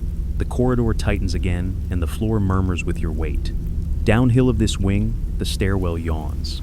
Uphill, a door you haven't yet tried stands with its transom intact. The cat chooses uphill. The hill has been choosing for you all night, but it's nice to pretend.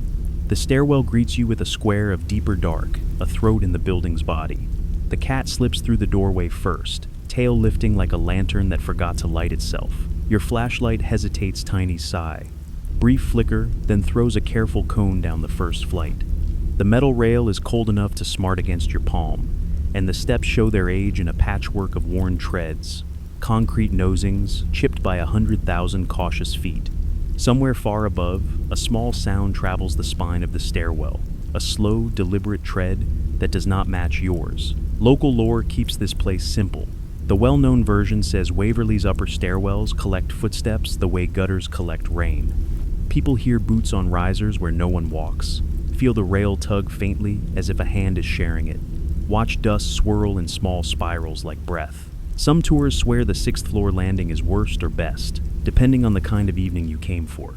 Up there, they say, the steps groan under a weight you can't account for, as if someone large and tired has decided to precede you by one floor and never lets you catch up. You begin to climb. The echo here is peculiar, less the bright clap of sound and more a felt thump, as though the stairwell believes footsteps belong inside your ribs. Half a flight up, the familiar click under your boot returns like the floor tile in that first wheelchair room only. Now, the reply comes from above. Click. Softened, then another. Closer. The cat pauses on the landing, ears canted forward, a metronome gone curious. Joke number 1. You whisper that you're happy to share the handrail, but the union requires name tags. Joke number 2. You promise to take the elevator next time, and then very deliberately do not look back toward where the elevator lives. Joke number 3. You tell your quads this counts as haunted cardio, which they accept with mixed enthusiasm. On the second landing, a transom window holds a rectangle of tar black night. When your beam grazes it, a pale streak blooms and fades on the glass condensation where your light shouldn't make warmth. You breathe out, test the air. No fog. The stairwell has its own weather. There's a lesser-known variant about these stairs that doesn't make the brochures, the orderly. Tall, broad-shouldered, heavy step. People feel him most when they're standing still, an approach from behind that stops a tread above. Not menacing, they insist. Supervisory. A presence that checks your shoes, your posture, the way you keep to the right. More than one visitor says they've felt a palm between the shoulder blades, just as their balance wobbled, like a nudge back from an edge they hadn't noticed. Skeptics call it sway plus adrenaline. Believers call it the only time they liked being told what to do. You pass the third landing. The handrail hums faintly under your palm vibration, as thin as a strand of hair. Could be wind threading the stairwell throat. Could be your own pulse, sent down the metal like wire. Could be both, braided. An obscure interpretation waits patiently in the footnotes of the internet. Stairs as memory coils. Concrete holds pressure, metal keeps song. Every rise and run in this case sits at near regular intervals. When loads repeated here, stretchers up, bodies down, staff in rounds, the structure learned the pattern. Now, when sun heat lifts and night chill lowers the bones of the building, the stairwell plays what it has stored. A flex here, a creak there, tones layered until they masquerade as tread. The theory gets technical with terms like creep and hysteresis and thermal cycling, but the layman's version fits in your palm. The stairs remember by complaining. Another far stranger theory, shared by exactly the kind of person who brings a tape measure to a ghost hunt, claims the distance between landings and the height of risers match old monastic ratios used in chant and procession. According to this telling, walking them at a particular cadence produces low-frequency resonance in the well, a kind of standing wave that sits in your stomach and makes your skin crawl. You've met infrasound before in these halls. The stairwell could easily tune itself to the same key. By the fifth landing, the footsteps above have found a rhythm that is not yours. 3 steady thumps, pause. 2 more. The pattern repeats twice, then breaks, as if the owner of those steps has remembered something urgent and turned aside. Your beam licks the underside of the next flight. Dust hangs in the air you haven't disturbed yet, glittering in the thin slice of light like a quiet constellation. You reach the 6th floor turn and stop. The landing is narrow, walled in close. The step just above your toes sags a fraction. as though a heavy boot has settled there to rest. The handrail to your left flexes a hair without your touch. A groan, not dramatic. Nothing out of a movie rolls through the stringer like a low voice considering a question. Then the weight lifts. The concrete springs back with a chalky tick you can feel more than hear. That's the mystery folks argue over in bar parking lots after tours. Is the weight you feel here protective or predatory? Some swear the stairwell tries to keep you from going higher, planting an invisible body in your path until you reconsider. Others insist it's a companionable thing, an orderly, a nurse, a patient with big shoulders matching your climb so you won't have to do it alone. On forums, threads stretch to 100 comments debating whether the pressure on your back is push or brace. Tonight, it feels like a brace. You can change your mind later. The building allows revision. Remember the windows that watched? The glass here gives a callback. A small rectangle set into the wall at shoulder height has collected a thumbprint in its dust, 5 ovals and a palm, child small, pointing upward like a suggestion. You compare it to the handprint in the corridor and decide the story loves a motif. You place your boot on the riser that groaned and feel it sink a human hair. No more. The cat, supremely over your dramatic pauses, trots up 2 steps and sits, tail to one side, the picture of desk clerk patience. Your light sweeps the well. Something moves, then holds. A shadow leaning around the central pillar, tall and narrow. The exact height of a person who knows they're easier to see if they pretend not to be. You keep the beam steady and speak as if ordering coffee. We're passing through. The rail to your right warms a degree under your palm, the kind of change that happens when another hand slides away. You take the next 3 steps, and the stairwell answers with 3 delayed thumps, the echo arriving like a chaperone. You do not look down between the flights.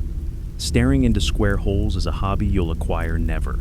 Half a level higher, you stop again, not from fear, but to listen the way you did in the screaming ward. The stairwell rewards you with a soft knock somewhere below pipe against concrete or knuckle against stringer. 3 beats in a row. You try the old ghost hunt courtesy and tap back 3 times on the rail with your ring.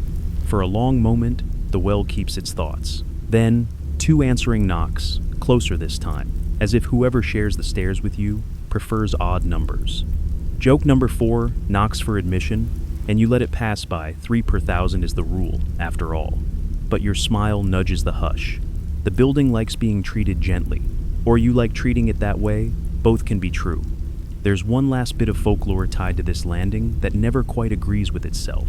A door that was, or wasn't, here once, and access to a service catwalk or a storage loft. Half the stories claim it slams hard on storm nights, a warning to stay off the 6th. The other half insist it opens quietly when someone needs an exit they didn't know about. The wall where it should be shows no frame, only a rectangle of paint less flaked than the rest, a ghost of carpentry. You run your free hand over it. Smooth, cool, indifferent. Your fingers come away lined with white. The cat decides the audition is over and starts upward again. As you follow, the weight returns for one last measure. A slow press on the tread behind your heel. Not enough to hurry you, just enough to say, still here. The step sighs when it lifts. From the darkness spiraling below, a sound rises like a breath, settling back into a sleeping body. 6 floors up, the landing opens into a corridor you haven't walked yet, where the walls pinch in and the ceiling feels a touch too low, like a hat borrowed from someone taller. Ahead, the air smells of plaster dust and old rain. Behind, the stairwell holds its silence, all that counted weight and remembered cadence coiling back into the bones of the hill. You take the hint and move forward, your light wobbling once and then marching true. The corridor tightens once more, then loosens around a doorway with its brass label long gone, but the outline still visible. A clean rectangle where fingers once polished the metal day after day. Your light slides in, and the room receives it with papery patience. Rows of shelving wait at angles, some caved like tired ribs, others holding steady. On them, folders collapsed into themselves, ledgers with spines cracked into white ladders, single pages curled into the shapes of leaves that forgot their tree. Even the dust rests lightly, as if it learned manners in a library. You step over a fallen box, and it releases a breath of old cardboard, paste, and ink, the dry perfume of the medical records room. In the ordinary, telling the one tour guides lean on when batteries are low, this place is busy even when no one's here. Papers rustle from the deep shelves. A file slips and slaps the floor when backs are turned. The flutter of turning pages travels the aisle and returns to silence before any light can catch it misbehaving. More than one visitor swears they've heard a pencil scribbling in short, urgent bursts. If you say the word name out loud, the story goes, you'll hear one spoken back yours if the room is feeling social, someone else's if it isn't. The cat strolls past your shin and hops onto a low drawer unit with the hauteur of an archivist with tenure. It sits, paws tucked, facing a row of manila folders banded with cracked rubber. You wait. The quiet here has edges less empty than sorted. When you breathe out, the air brushes the pages, and a dozen corners lift together, a soft, synchronized wave, like a field of dry grass remembering wind. You slide a folder free and hold it in your palm. The cover is blank where a typed label once sat. Only the adhesive shadow remains, an exact ghost of a rectangle. You open it, careful. Inside, forms typed in violet carbon, pulses of 100 half erasures, a doctor's neat initials marching down a column. Names, births, fevers, there's a dull ache to the list, the humility of numbers learning to describe a life. Then you notice the strangest, smallest thing. The top sheet is warm, not the whole page, just the line with the patient's name. Your thumb grazes it and feels a softness that belongs to living paper, not paper this old. You angle your flashlight aside and try again. Warm still. You turn another page, and the new name carries the same faint heat, as if someone just wrote it. You don't say the word impossible because the building loves that word too much. There's a lesser-known variant of the records room story that lives mostly in whispers between volunteers and night guards. The clerk. People don't see him so much as sense him, a presence moving shelf to shelf, with a bureaucrat's calm, matching names to boxes, closing lids, never rushing. When anyone lingers on an aisle too long, the clerk becomes particular.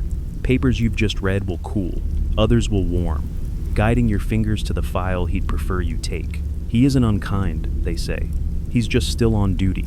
Joke number 1. You tell the air you're happy to comply, but unfamiliar with the current filing system, as your degree in Ghost Dewey Decimal was discontinued. Joke number 2.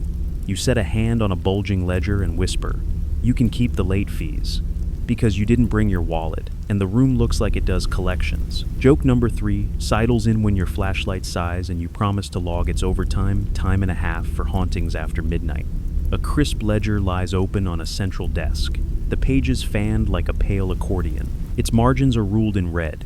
The dates run down the left in a tidy hand that gets smaller as the months pass, as if the writer tried to make time thinner by making the letters smaller. The column for disposition carries its own weary refrain transfers, discharges, and the other word that turned the death tunnel into a necessity. Halfway down, a single entry brightens beneath your beam. Not lighter, warmer.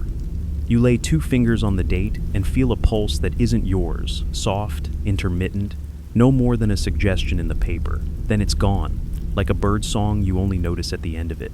An obscure theory born where folklore meets stationery, nerdery claims that paper remembers with heat. Cellulose, they say, holds a trace of the last warm hand that touched it.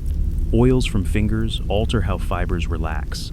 In a very still room, the difference lingers longer than you think. Another odd interpretation puts the blame on static electricity. Files, brushed together in dry air, build tiny charges. When your hand completes a circuit, the discharge occurs where your skin meets the ink, reading as warmth. Both theories earn their place in your possible drawer, especially because believing in them steadies your breathing. But there's a deeper, thornier debate that won't file neatly: the names that rewrite themselves. People who catalog these shelves for the trust claim that on some nights labels drift. A folder you swear wore Henderson, L. Last week greets you today as Henderson, E. Dates shift a day, then shift back by morning. A patient's middle initial changes on 3 of 5 forms, like a memory that can't pick a lane. Skeptics tap the easy answers: bad light, wishful seeing, the fatigue that comes from reading the same question 500 times. Believers keep a separate logbook with a red pencil and underline every change. The arguments between the two go quiet at closing time. When both sets of eyes agree, they've watched a date thicken from 3 to 8 without a human hand in the room. You choose a narrow aisle, the cat cruising ahead, tail flagging low like a bookmark. The shelves here hold smaller things, index cards layered like shingles. each one penciled into a soft gray thicket. Occupations, home counties, months of admission that cluster like storm seasons. A handful of cards are more worn at the edges than their neighbors. You pinch one free. It is lukewarm. On the back, a pencil notation. Son visits Sundays. You feel your chest tighten with that single line of ordinary kindness, so much weather in it. The way Sunday must have arrived like a boat to a dock. A draft moves the cards, and your light runs down the row, catching on a thin metal clip that once held a curtain of names. Something taps at the far end of the aisle, a delicate knock, then two more, like a fingernail on wood. You answer with the side of your ring against the shelf. 3 taps, polite. A page flutters, and the ledger on the central desk closes itself half an inch, as if concluding an argument it won. Remember the bottle in the screaming ward, the one that hissed when you lifted it? There's its cousin on a low shelf, a small inkwell with a pearled rim of dried black. You hold it up. It's empty, but when you bring it close, your nose catches a whisper of iron, a memory of wet ink. The cat leans in, sniffs, dismisses it with a blink. Archivists are hard to impress. You follow the warmth. That's the only way to describe the path your hands choose. A file here, a card there. 3 degrees above the room on a winter night, barely measurable, entirely persuasive. It leads you to a drawer that sticks, then yields with the high, complaining squeal of metal, giving up a secret. Inside, a thin stack of admission slips, clipped with a rusted bulldog. Your thumb finds one. The letters in the surname look faintly damp, as if written an hour ago. The date is decades dead. Here's the unsolved knot, the one even the caretaker shrugs at. Now and then, amid all the old names, visitors find their own. Handwritten. Correctly spelled, middle initial, and all. Stamped with a date that equals the night of their visit. No one ever sees the writing appear. The paper simply turns up with the fact of you embedded in it. You'd think a prank. Most do, until the file disappears by morning. The room keeps no trophies. It simply proves a point and reshelves the truth. You don't look for your name. Not because you're brave, but because you are suddenly tired, and the idea of being both here and on paper is a weight your shoulders don't need.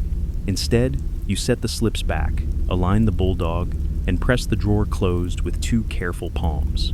The cat approves with a slow blink, the librarian's stamp of returned in good order. As you turn to go, a single page slides out from under the desk blotter, edges crisp against the wood. Your beam shows the top line blank, waiting. In the margin, a small penciled tree appears, the same bare shape you traced in dust on the window. You did not make it. Maybe someone long ago doodled in the quiet, and the image rises now because you were kind to it. Maybe the room likes to rhyme. You leave the warmth behind you, step back into the cooler corridor, and feel the change skim your skin like a page turned by an invisible hand. The records room exhale follows you 1 pace, as if checking the count. Far off, the stairwell remembers your tread. Nearer, glass squares gather night. The hill is still breathing.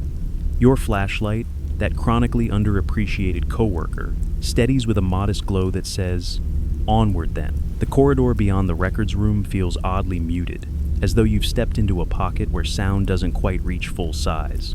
The cat's paws make no noise at all here, its tail swinging in slow arcs as it pads ahead. You notice the air is warmer again, barely, but enough to make you think of breath in a closed space. You're barely 20 steps in when the first sound reaches you, a soft, broken laugh. Not the gleeful kind, the sort that starts high, then drops into something off-key, like it forgot how to finish. You stop. The sound stops. This is the stretch people call the laughing patient's hall. Though, in the popular version of the story, it's not just one patient. They say it's a chorus, small bursts of giggling, always from the room just ahead of you. You never catch anyone there, of course. But every time you step into the next room, the laugh moves 1 door down. Some visitors swear the sound changes, morphing into something less human the longer you chase it. You pass the first open doorway, and your flashlight brushes across cracked plaster, rusted bed frames, nothing more. Then, there it is again. A laugh, faint but sharper this time, as though it's noticed you're paying attention. The cat freezes mid-step, 1 paw hovering. Its ears flick back. There's another, less cheerful telling of this hall's tale, an older, rarely repeated one. In that version, the laughing patient wasn't amused at all. He laughed because he was afraid, because the only way to keep from screaming was to fill the air with something else. A few say his fear had nothing to do with tuberculosis. Something visited him at night, something that stood in the corner of his room until morning. No one ever wrote down what it looked like. And then there's the obscure theory. The laughter isn't a spirit at all, but a phenomenon called auditory pareidolia. Your brain takes random sounds, wind through cracks, shifting wood, and turns them into something familiar, like a voice or a laugh. The unsettling part? That doesn't explain why multiple people describe hearing the same laugh in the same part of the building. You move forward. Another room, another burst of sound closer this time, and wrong in a subtle way. It has no weight behind it, no breath, just a hollow echo of what laughter should be. You step inside. The room is bare, except for an overturned nightstand and the remains of a curtain rail leaning against the wall. Your light glances off something in the far corner, a patch of shadow that doesn't quite belong. You take one step toward it, and the laugh comes again, now from right above you. The ceiling here is intact, but the sound feels as if it's pressing down, testing your patience. You step back. The cat retreats into the hall. The mystery deepens when you remember that Waverly's upper floors were once connected by service corridors. Someone could, in theory, have moved between rooms without using the main hallway. But the last of those passages collapsed decades ago. What's left is a maze that shouldn't carry sound this cleanly. You press on, each doorway another chance for the laugh to relocate. Sometimes it's faint and far. Sometimes it's so near you feel it in your chest. At one point, it even doubles two bursts at once, from opposite ends of the hall. That trick doesn't belong to a single set of lungs. Joke number 1. You tell the empty hall you've had worse comedy acts. Joke number 2. You suggest it try open mic night at the nearest bar, since clearly it likes an audience. Joke number 3. You promise the cat you won't heckle again unless it starts charging admission. At the last room, the laughter stops entirely.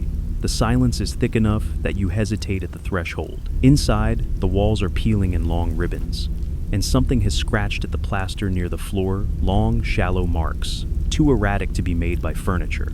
You crouch, running the beam across them. Some of the scratches curve upward, as though made by someone or something moving fast. You back out, and the hallway remains silent, almost smug. You get the feeling you failed a test you didn't know you were taking. The cat leads you on without a backward glance, and you're grateful to leave the warmth of that air behind. Up ahead, the corridor forks. To the left, it narrows into a dim passage that feels steeped in dust. To the right, the air looks almost misty. You remember a part of Waverly's folklore that talks about fog appearing inside the building, thick enough to blot out your own hands. That's where the cat goes, tail low. You follow. The air changes before you even step into the next stretch. It's cooler, damp, and carries that faint mineral taste you normally find in basements or caves. You take one step forward, and the world in front of you blurs not sharply, but with a soft haze, as though you've walked into a film reel just starting to burn at the edges. Indoor fog. It's a well-worn piece of Waverly lore, the kind that even skeptical visitors enjoy repeating. In the popular version, the mist comes in thick banks, rolling down the hallway until you can't see the person in front of you. Sometimes it's cold enough to make your skin prickle. Sometimes it's warm and clings like breath. Either way, it's not supposed to happen here. No boilers running, no humidity machines, just an unexplained weather system in the middle of the building. The common explanation is simple: moisture from the hill, temperature differences between rooms, a breeze threading through cracks in the windows. But that doesn't explain why the fog seems to move with people. Walk forward, and it drifts just ahead, as if leading. Stop, and it curls lazily around your feet until you continue. The lesser-known telling paints it as a living thing, not malevolent, exactly, but aware. Visitors claim the mist sometimes shapes itself into figures, faint outlines that dissolve if you stare too long. In a few accounts, the fog wraps around someone's ankles, pulling them toward a certain doorway. One tour guide swore that, on a quiet night, they saw the mist gather into the vague shape of a man, stand still for several seconds, then sink to the floor and vanish. And then there's the obscure theory that the fog isn't air at all, but a residual layer of something, call it energy, call it memory, that Waverly exhales on rare occasions. According to this idea, the building has pressure points, and when too many of them are triggered by footsteps, voices, or even just the weather, the place releases the excess in the form of a visible cloud. No one agrees on what happens if you're standing in the middle of one when it fades. You take another step, and the beam from your flashlight cuts a pale tunnel through the haze. The cat is a darker blur ahead, tail bobbing like a metronome. You watch the mist swirl around its legs, separating briefly before closing in again. It's quiet here, the kind of quiet where even your breathing feels like an intrusion. You pause and listen, and for a moment you think you hear footsteps light, almost weightless, matching your own pace. Then the fog shifts, curling toward the right, slipping through the frame of a half-open doorway. Inside, the room is nearly opaque. Your light bounces off the fog in muted halos, showing glimpses of what might be an overturned chair, a fallen curtain rod, and something else you can't quite place, a tall, thin outline near the far wall. It doesn't move. The mist thickens just enough to make you doubt whether it's even there. You blink, and the shape is gone. The fog drifts toward you now, brushing your shins, curling over the tops of your boots. It feels cool, but not uncomfortably, so more like the air just before a storm. The mystery here has always been, why does it appear so selectively? Entire tours pass through Waverly without seeing a trace of mist. Others find themselves surrounded within minutes of stepping onto this floor. Skeptics have pointed out that many of these reports happen late at night, after hours of suggestion and darkness. But the consistency of the description's density, movement, the way it seems to choose a direction, gives even the doubters pause. The fog retreats as you step back into the hall, pulling away as though on an invisible string. It lingers a few paces ahead, then seeps toward the far end, dissipating near a heavy door you haven't seen before. The cat trots up to it without hesitation, sits, and looks over its shoulder. A faint scratching sound comes from beyond the door, slow, irregular, like something testing its nails on wood. You rest your palm on the metal handle. It's cold enough to make your fingers ache. The scratching stops. The silence behind the door feels thicker than the fog ever did. You push it open. Beyond is a narrow set of stairs leading up. Somewhere above, the faintest trace of starlight filters down, as if the next stop is the roof. The staircase ahead is narrow enough that your shoulders brush the walls if you're not careful. Each step is shallow, but groans with the weight of memory, the sound rolling upward like a low warning. The cat moves first, its tail flicking once before disappearing into the shadows above. As you climb, the temperature drops again, not the gentle cool of the fog you just left, but a sharper kind. The kind that makes your fingertips sting if you keep them on the metal railing too long. By the time you reach the final landing, your breath is puffing out in quick clouds. You step into a short corridor, its ceiling angled where the roof slopes overhead. At the far end, a battered door hangs slightly ajar, a faint wash of light spilling through the crack. Not bright light, something pale and uneven, almost like moonlight diffused through thick glass. The rooftop. In the familiar telling of Waverly lore, this was once a place for patients to take in fresh air therapy. On warm days, they'd be brought up here to feel the breeze, to watch the horizon. The story is almost peaceful until you hear the rest. Many patients never came back down. Sometimes it was illness. Sometimes it was choice. The most common ghostly report is a feeling rather than a sight, the sense that the sky above has shrunk, pressing close enough to weigh on your shoulders. Visitors talk about an invisible pressure, like the air itself is leaning against them. Others mention the sudden absence of stars, as if something is blotting them out. The lesser-known variant is more unsettling. It claims that, on certain nights, the rooftop becomes a place of exchange. People see shapes on the parapet, tall, indistinct, and feel a strong pull to walk closer. Those who resist describe the shapes as growing impatient, shifting side to side, like something waiting for a signal. One guide, telling this in hushed tones, admitted they don't bring tours up here after midnight. And then there's the obscure theory that the rooftop is a thin place, not between life and death, but between here and somewhere else entirely. In this version, the building's architecture funnels certain energies upward, like a chimney. The rooftop is where they disperse, or, depending on the night, where they gather. No one can agree which is worse. You push the door open, and the light swells around you. The rooftop is empty, flat, and ringed by a waist-high wall. The city lights in the distance shimmer faintly, but above you the sky is darker than it should be. Not cloudy, just missing. The cat steps out, tail low, and makes a slow circuit of the wall. You follow, your footsteps soft against the worn surface. The air here doesn't just move, it presses, as though trying to measure you. Halfway across, you stop. At the far corner, something shifts. A figure, faint and tall, stands where the wall meets the parapet. You can't see its face, only the outline, darker than the darkness around it. You blink, and it's gone. The space feels lighter without it, but also strangely hollow. The mystery of the rooftop has always been this. People don't hear things here, they feel them. A sudden heaviness, a flicker of vertigo, the impulse to step closer to the edge without knowing why. Skeptics call it suggestion mixed with open space vertigo. Believers say it's something far older than the building, something that uses the height to its advantage. You take one more lap, your eyes adjusting to the strange absence of stars. On your way back to the door, you glance over your shoulder. For a moment, you swear you see a row of figures standing along the far wall, all facing outward, motionless. Then, the cat meows sharply, and the vision scatters like mist. Back inside, the air feels heavier, but the ceiling is blessedly low again. Ahead, a wide hallway slopes gently downward. At its far end, you see a dim glow that could be moonlight or something else entirely. The cat starts toward it, and you follow, the press of the rooftop still lingering in your chest.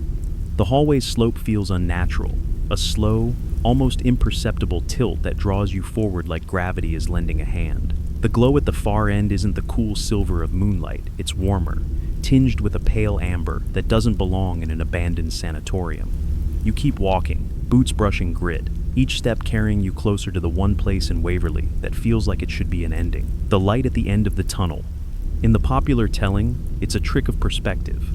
This hallway bends ever so slightly, and there's a doorway at the end that lets in light from outside. That's it. Simple.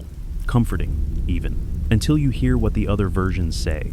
One of them claims the light doesn't lead outside at all. You walk toward it, and the floor under your feet changes, tilting more steeply, the air growing warmer or colder, depending on the night. By the time you reach the end, you're no longer where you started. No one agrees on where you end up, only that it isn't the same floor or even necessarily the same year. The lesser-known version insists the light is a lure. It stays still while you approach, but the moment you're close enough to touch the doorway, it retreats just a few steps further down the hall. People have walked for what felt like hours toward it without ever reaching the source, only to snap back to where they started, as if nothing had happened. And then there's the obscure theory. The light is alive. Not a ghost, not an object, but a kind of sentient phenomenon, aware, reactive, maybe even curious.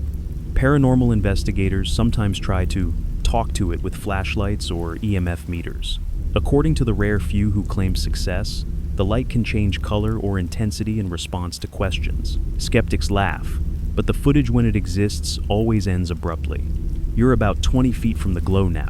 It's brighter than before, throwing a faint reflection on the floor. The cat has stopped walking and is sitting squarely in the middle of the hall, tail wrapped neatly, staring at the light with unblinking attention. Your flashlight beam reaches the end and catches something unexpected.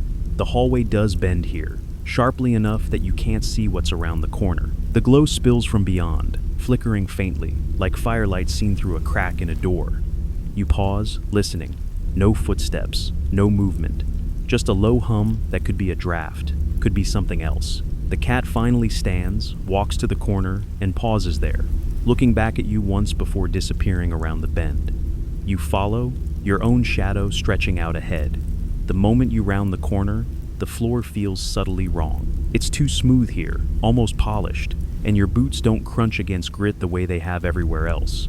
The glow ahead pulses once, faintly, then steadies. It's coming from an open doorway at the very end. The walls here are bare, no peeling paint, no cracks, no dust clinging to the baseboards. You've walked into a part of Waverly that feels maintained, though you can't imagine by whom. The mystery is sharper now. Why would one stretch of hallway be untouched when the rest of the building is crumbling? Some say it's because this is the only part that still serves its purpose. Others say it's because this is where the building lets you out if it decides you're done. You take the last few steps and reach the doorway. The glow washes over you, warm but not hot.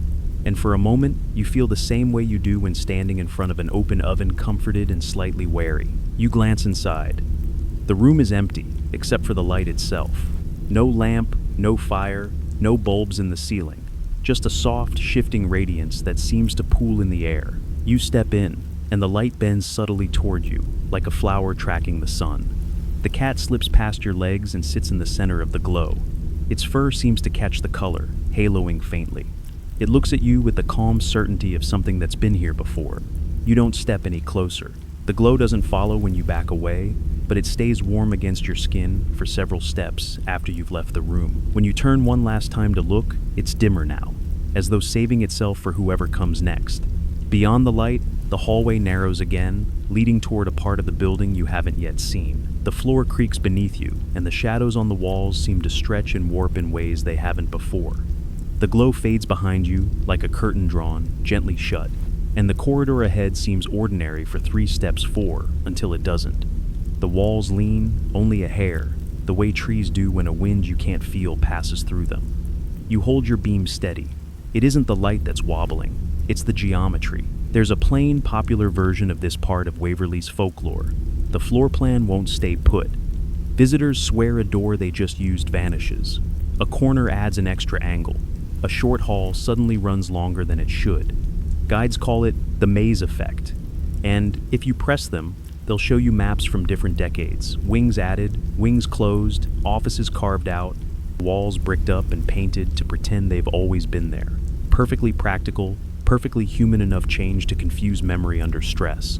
It's an answer that wears good shoes. But tonight, the walls try a different trick. A door frame you're walking toward pinches narrower, then relaxes when you blink. Your beam stays straight. The door breathes. The cat notices too. It pauses, ears doing small arithmetic, then glides through at precisely the moment it's widest, like it negotiated a union clause with the architecture. Joke number 1. You mutter that you left your measuring tape in your other haunted jacket. Joke number 2. You promise the corridor you'll rate its flexibility 5 stars if it agrees not to become a funhouse mirror of your late-night snack choices. Joke number 3 is just a look you give your flashlight, the kind that says, "I know it's not you," and your flashlight, consummate professional, declines to feel vindicated. A well-known variant insists the shrinking room sensation hits worst in the wards, where beds once lined both walls. People step in, feel the ceiling drop an inch or two, and swear their shoulders won't fit out again. Some chalk it up to claustrophobia, triggered by dim light and parallel lines. Others point to the original windows now boarded, now open, now boarded again, changing the way sound and air move, fooling balance and breath. If you've ever walked into a silent elevator and felt it move when it didn't, you know the trick. Your inner ear loves drama. There's also the story veteran night watchers tell when no guests are around. The corridor edits. A chair you saw on the right ends up on the left. The scuff you marked with a boot to track your loop appears one door earlier the next pass. A tourism-friendly answer says you miscounted, or your light emphasized different details in the dust. The answer the watchers use among themselves is shorter. Waverly tidies.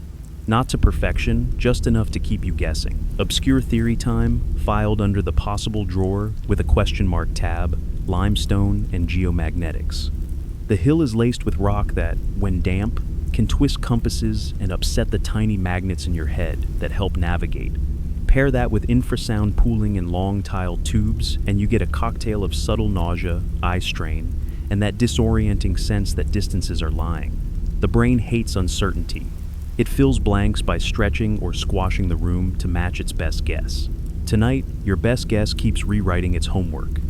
You try a practical experiment. In the dust at your feet, you draw a small circle with your thumb. Remember the fingertip track you found near the baseboard back in the shadow corridor? And set a pebble in the center. You back away 10 steps, breathing slow, counting doors. When you turn around, your beam lands. One door earlier than you thought. The pebble is where you left it. The circle is crisp. Your counting is the thing that blinked. Remember that scraped laughter 2 halls ago? This corridor has its own sound, a faint stretch pop from the plaster, like someone tugging a bedsheet on a larger bed than the room can admit. You pivot to catch the seam. The paint has hairline cracks that weren't there a moment ago or were too shy to show.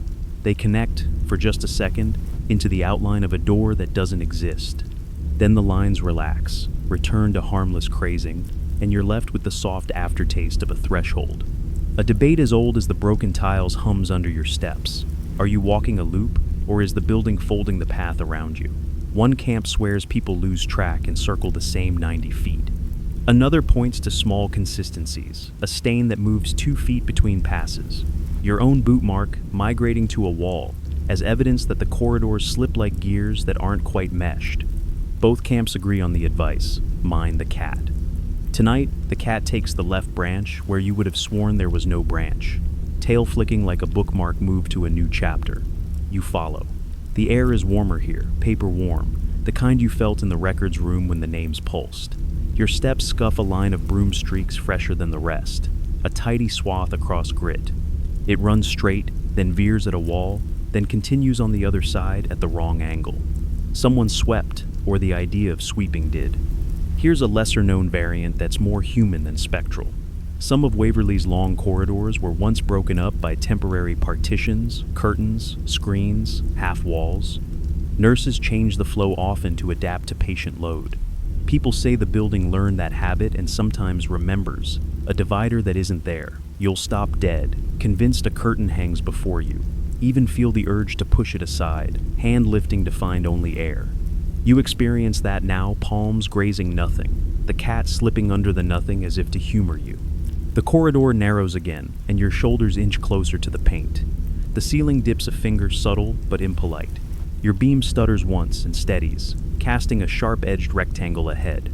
In it, the far wall seems to lean forward by degrees. You step, it leans. You stop, it thinks better of itself and stands up straight, like a student caught slouching. You're not trapped. This is no crushing room, but the suggestion is clear. Smaller is an option. There's a theory almost no one says aloud because it has teeth. The rooms don't change. You do. Not just perception shape. The longer you walk Waverly, the more your body tunes to its proportions. Breath shorter, steps shorter, voice quieter. The building doesn't shrink. You practice making yourself fit places that ask for less of you. It's an unsettling mirror to hold, especially after the rooftop, where the sky asked if you wanted more. You tell yourself you can be large again once you leave. The hall neither agrees nor argues. A soft patter drifts down from above, remember, ceiling above, footsteps below. The old duet returns. Light treads somewhere overhead, a matching answer underfoot, as if the slab between has learned to speak 2 languages at once. You wait for the pattern to push you one direction or the other. It doesn't. It just keeps you company while you choose. You choose right. The cat approves with a blink. The wall to your left relaxes a thumb's width. The one to your right obliges with the same. Your beam catches a child-sized handprint, again 5 ovals, and a palm this time higher, near shoulder level, as though the owner has grown a little since last you noticed. Maybe it's just that you're standing taller again, refusing to tuck your shoulders. The room gives back what you bring to it. That's a theory you can travel with. And because motifs love applause, your broken flashlight joke gets its callback. The light gives a theatrical dim once more, and you pat the casing like a reassuring shoulder. You and me, you whisper. The beam steadies. The corridor's lines soften, then hold. Unresolved mystery, set gently in the center of the floor, like a pebble in a circle. When visitors split up and take simultaneous videos in this wing, comparing afterward, the distances don't match. One camera shows 8 doorways, the other 9. Same stretch, same walk, same night. Battery data lines up, footfalls sync. The count refuses. Editing glitch, lens angle, or the corridor doing math in a base you don't use. Folks argue, files get re-rendered, the extra doorway declines to attend the meeting. The cat stops at an intersection, where your memory insists there was only wall. A narrow pass opens left, cooler air moving through as if the building has taken a considered breath. You glance back the way you came.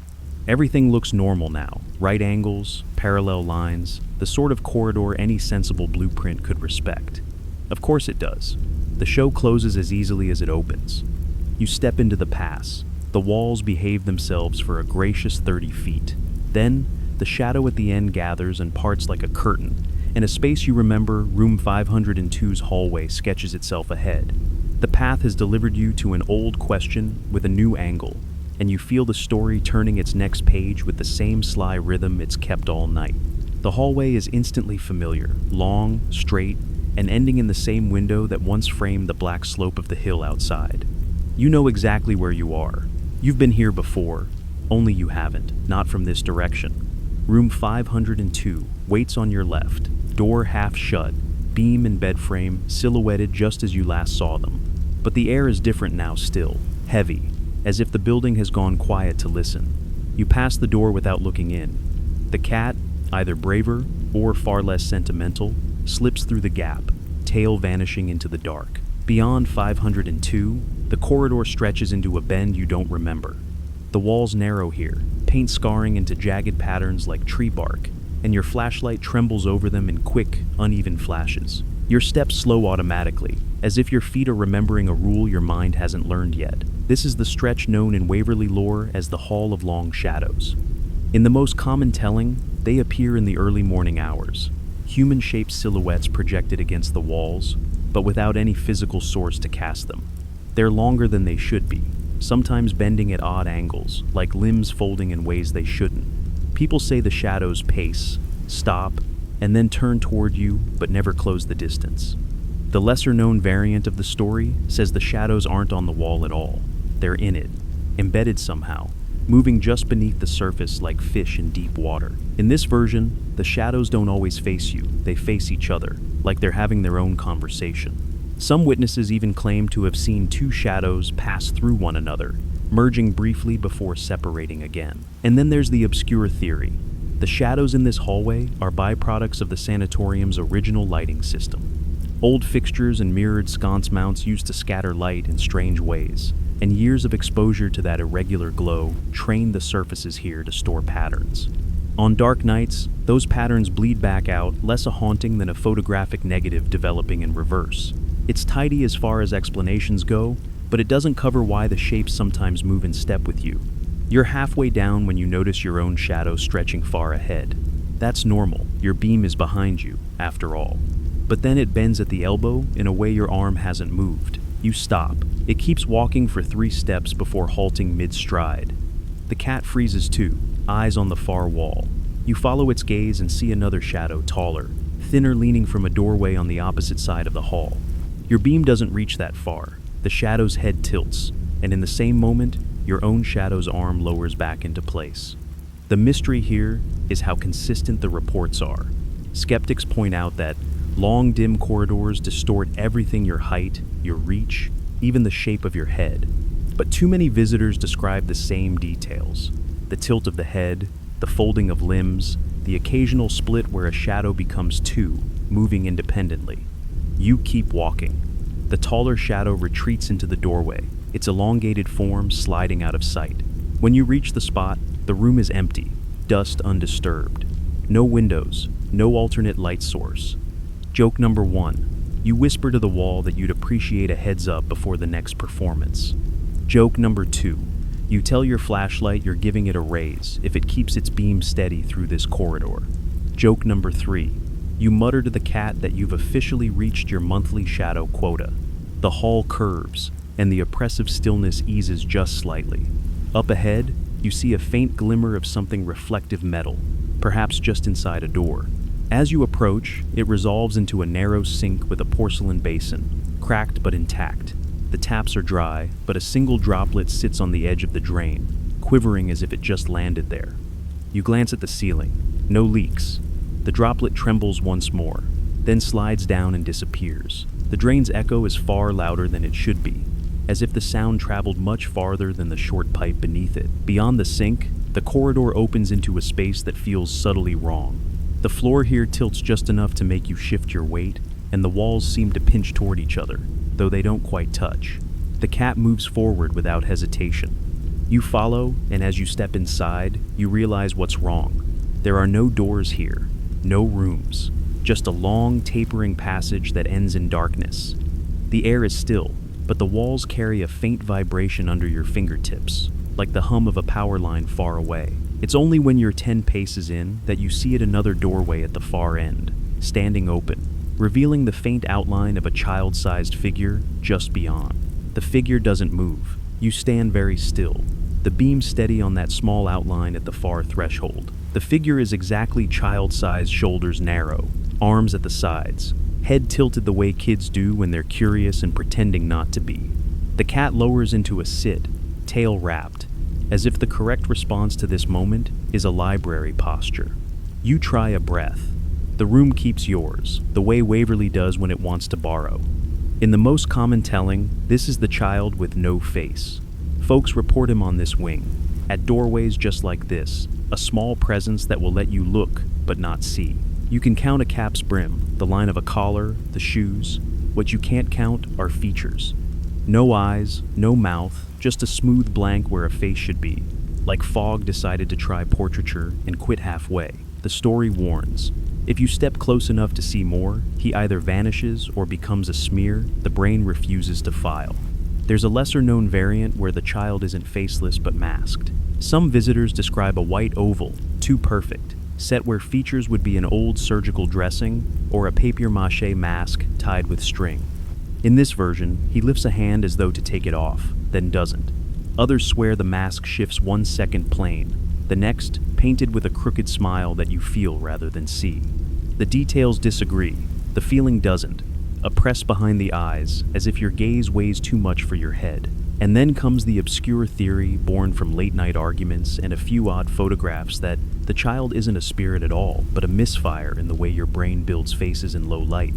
Prosopagnosia by proxy, someone called it. The rods in your eyes take the lead. Contrast overrides detail. Your brain, desperate for pattern, places a head-shaped silhouette in the doorway and fails to populate it. The same folks will tell you that's why the no face appears here more than elsewhere. Long, flat light, parallel walls, your own beam-fighting moon glow through the hall's end window. You tuck that in your possible drawer because humility is good for your posture. You lift your hand and wave 2 fingers, the quiet hello you offered the shadow corridor. The figure doesn't return it. The cat tilts its head, slow, like a clock thinking about chiming, then blinks once in the elongated way felines use for, "We're fine, you're fine, carry on." You try the gentlest progress. 3 steps, then stop. Up close or closer, the figure does not sharpen. If anything, the edges grow a little undone, as if stitched from light that refuses a tighter seam. You think of Timmy's ball, rolling just enough to be a conversation. You think of the handprints, child small, at ankle height, then at shoulder height in the maze wing. The building likes to rhyme with itself. Joke number 1. You murmur that if this is hide and seek, you promise to count to 10 properly this time, and not peek at 8.5 like a scoundrel. Joke number 2. You tell your flashlight it may avert its eyes if it's feeling shy. HR would back it up. Joke number 3 you keep for later, feeling the room's attention sit down beside you like a patient friend. There's an old speculation you remember from a guide who collected stranger stories. The child with no face might be 2 stories wearing 1 coat. A patient boy who died here, and the memory of all the faces people projected onto him. Over time, the projection sanded the features away too many versions to hold any single one. What remains is shape only, a kindness of outline. You like the tenderness in that idea, even if you suspect it's just humans being human with their hauntings. The cat rises and trots the last few steps. It stops a foot from the threshold and lifts a paw as if to bat at air. Paw meets nothing. The figure tips its head farther, that impossible tilt children manage when they're cataloging adults. You listen for breath, for fabric whisper, for anything that attaches weight to presence. The corridor gives you a thin shiver, like wind learning a new instrument. You take another step and test the simplest ritual. "Hey, kid," you say softly, voice pitched to the bedtime register you've been using all night. "We can stand here a minute if you want." The air answers with a scuff no more than a slipper over grit, but it comes from behind you. You glance back. The hallway is inert, doors prim, windows black as wiped chalkboards. When you turn forward again, the figure has shifted half an inch toward the jam, like it's making room for you to pass. Here's the unresolved debate that keeps message boards fed. Those who meet the child with no face feel either pulled or permitted. Some say he invites you to kneel, to meet him at his level, and if you do, you'll hear the softest breath near your ear, as if someone is telling you a secret in a language you forgot. Others say kneeling is the mistake. The moment you lower yourself, vertigo yawns wide and the floor feels like roof, the doorway like an edge. He wants you smaller, someone wrote once, and maybe you don't want to be. You stay standing. That's your line tonight. You let your knees be knees. The cat approves by doing the exact opposite, plopping into a loaf so compact it could pass as a well-read bread roll, and purring once, a single syllable of reassurance. Remember the windows that watch back, and the oval where a face mist appeared? The jam here holds a cousin oval, brushed clean of dust at exactly the height of this small shape's head. No features, just a cleared circle. You lift a hand and hold it in the air, palm outward, not touching, never touching. The air cools your skin like the rooftop, but without that heavy press. If anything, it feels like the glow room's warmth in reverse, a softness of cold. The figure shivers, or the light around it does. For a heartbeat, there's an impression where eyes might belong. Not sockets, not marks, but two faint cooler patches that line up with the idea of seeing. They're gone before your breath finishes leaving.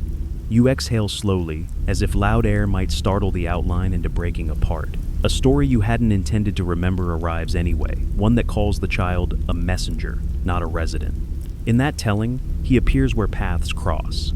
At the start of the death tunnel, outside 502, near the elevator. Here. He doesn't block or beckon, he notarizes. A witness mark.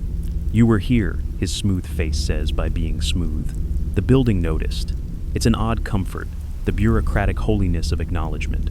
The room behind him pulls your eye not to anything you can name, only to the way darkness sits deeper there, like a seat worn by many. You don't step in, it's not refusal. It's the sort of boundary that says, we already told that part earlier. Remember the corner where the nurse, or something older, stood? Cozy callback.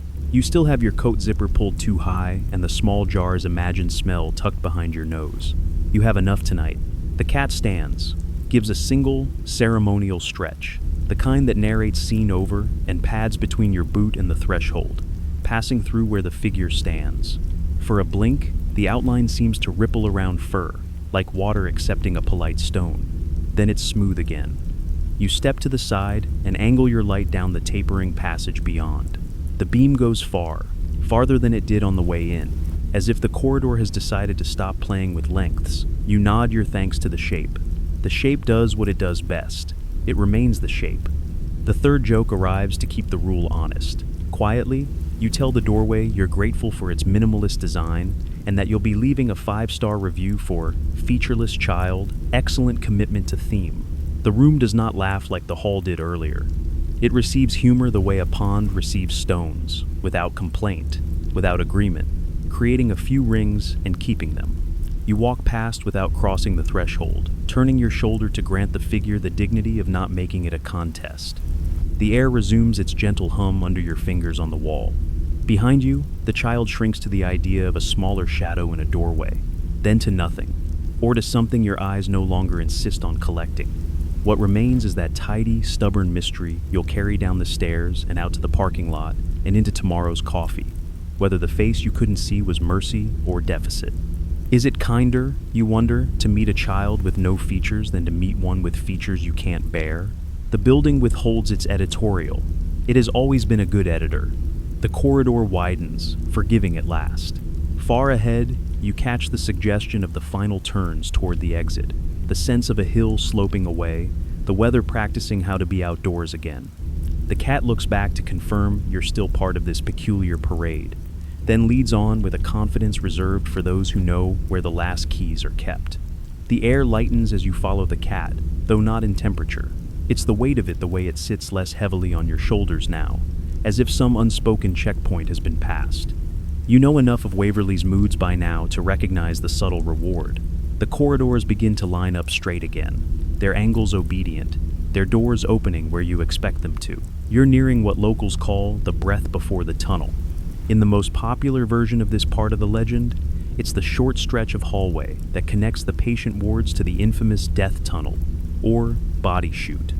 Stories say you can hear a single long inhale echoing faintly down the concrete slope, like the building itself is preparing to speak, or like something deep inside is scenting the air for whoever is coming down. Some describe it as wind, some as a draft created by the tunnel's slope and open base, but too many insist it has the rhythm of lungs. The lesser-known variant says the breath is not in the air, but in you. That the moment you step into this stretch, Your own breathing subtly changes, slowing or quickening in ways you can't control. Paranormal-minded folks say it's the tunnel's way of syncing you to its pace before you enter. Skeptics point to suggestion and the power of a creepy nickname, but even they admit there's something about the acoustics here that makes you hear yourself differently. And then there's the obscure theory, one you heard from a guide who spoke in the kind of low, careful tone that makes you lean closer. The breath is a byproduct of echoes from the entire building filtering into this one point. Waverly's long halls, high ceilings, and broken windows turn into a kind of organic instrument, channeling every tiny sound: footsteps, doors shifting, water dripping into one long, drawn-out note. A single living chord. The fact that it mimics respiration is, they say, either a coincidence or an inside joke the building's been telling for decades. You step into the stretch. The cat stops just ahead, tail curling like punctuation, and for a moment you think you hear it: the breath. It's faint, but it's there. A low, steady sound that swells slightly, then fades, then swells again. You check your own breathing. You're matching it without meaning to. Joke number 1. You whisper to the tunnel that if this is a duet, you didn't rehearse and will need sheet music. Joke number 2. You tell your flashlight to hum along in D minor, because it seems like that kind of night. Joke number 3. You remark to the cat that you don't appreciate being outperformed by an air current. The end of the hallway yawns open into the tunnel's mouth, a wide, sloping passage lined with cracked concrete and rusted rails, descending into shadow. This is Waverly's most famous feature, the part even people who don't know its name recognize from photographs.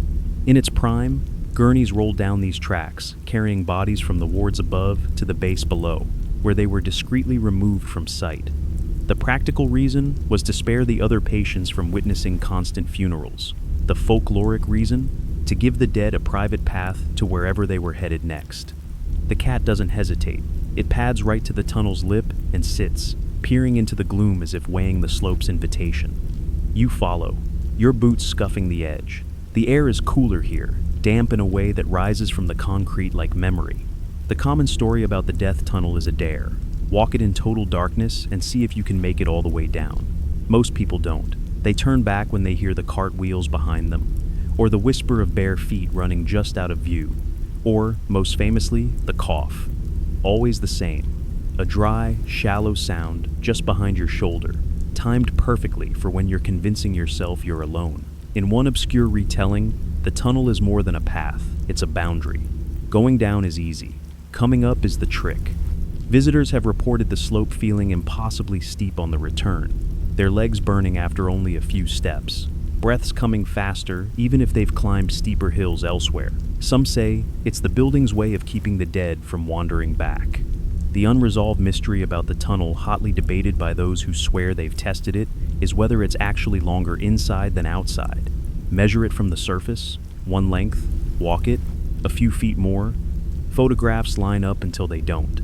Skeptics blame pacing errors and warped camera angles. Others just smile and say, "You'll know it when you walk it." You glance down. The cat hasn't moved, tail flicking once, slowly, like it's waiting for you to decide. The breath is louder here, steady and patient. You shift your weight toward the slope. The light from your beam dies in the dark halfway down. You take your first step inside. The slope claims you in one smooth pull, the incline gentle enough to invite but steep enough to keep your steps careful. The walls are close and cold, their surface slick in spots where condensation beads and runs. Your flashlight's beam stretches ahead like a thin rope enough to show the rails embedded in the concrete, twin rusted lines that run straight into the dark. The most well-known telling of the death tunnel legend starts with those rails. Visitors hear the squeal of wheels long after the last gurney left this place. Sometimes it's a slow roll that keeps pace with you. Other times it's a sudden, rattling sprint that vanishes just when it should collide. More than a few people claim they've felt a tug at their coat, as though something passing by brushed against them. The polite ones call it residual energy. The less polite ones call it a hitchhiker. The lesser-known variant is quieter, stranger. In this version, the tunnel is a listening place. People who pause halfway down say they've heard voices but not words. It's a tone, a low murmur, like several people talking in the next room over, each just slightly out of sync. The stories agree on one thing. The longer you stand still, the closer that murmur moves toward harmony.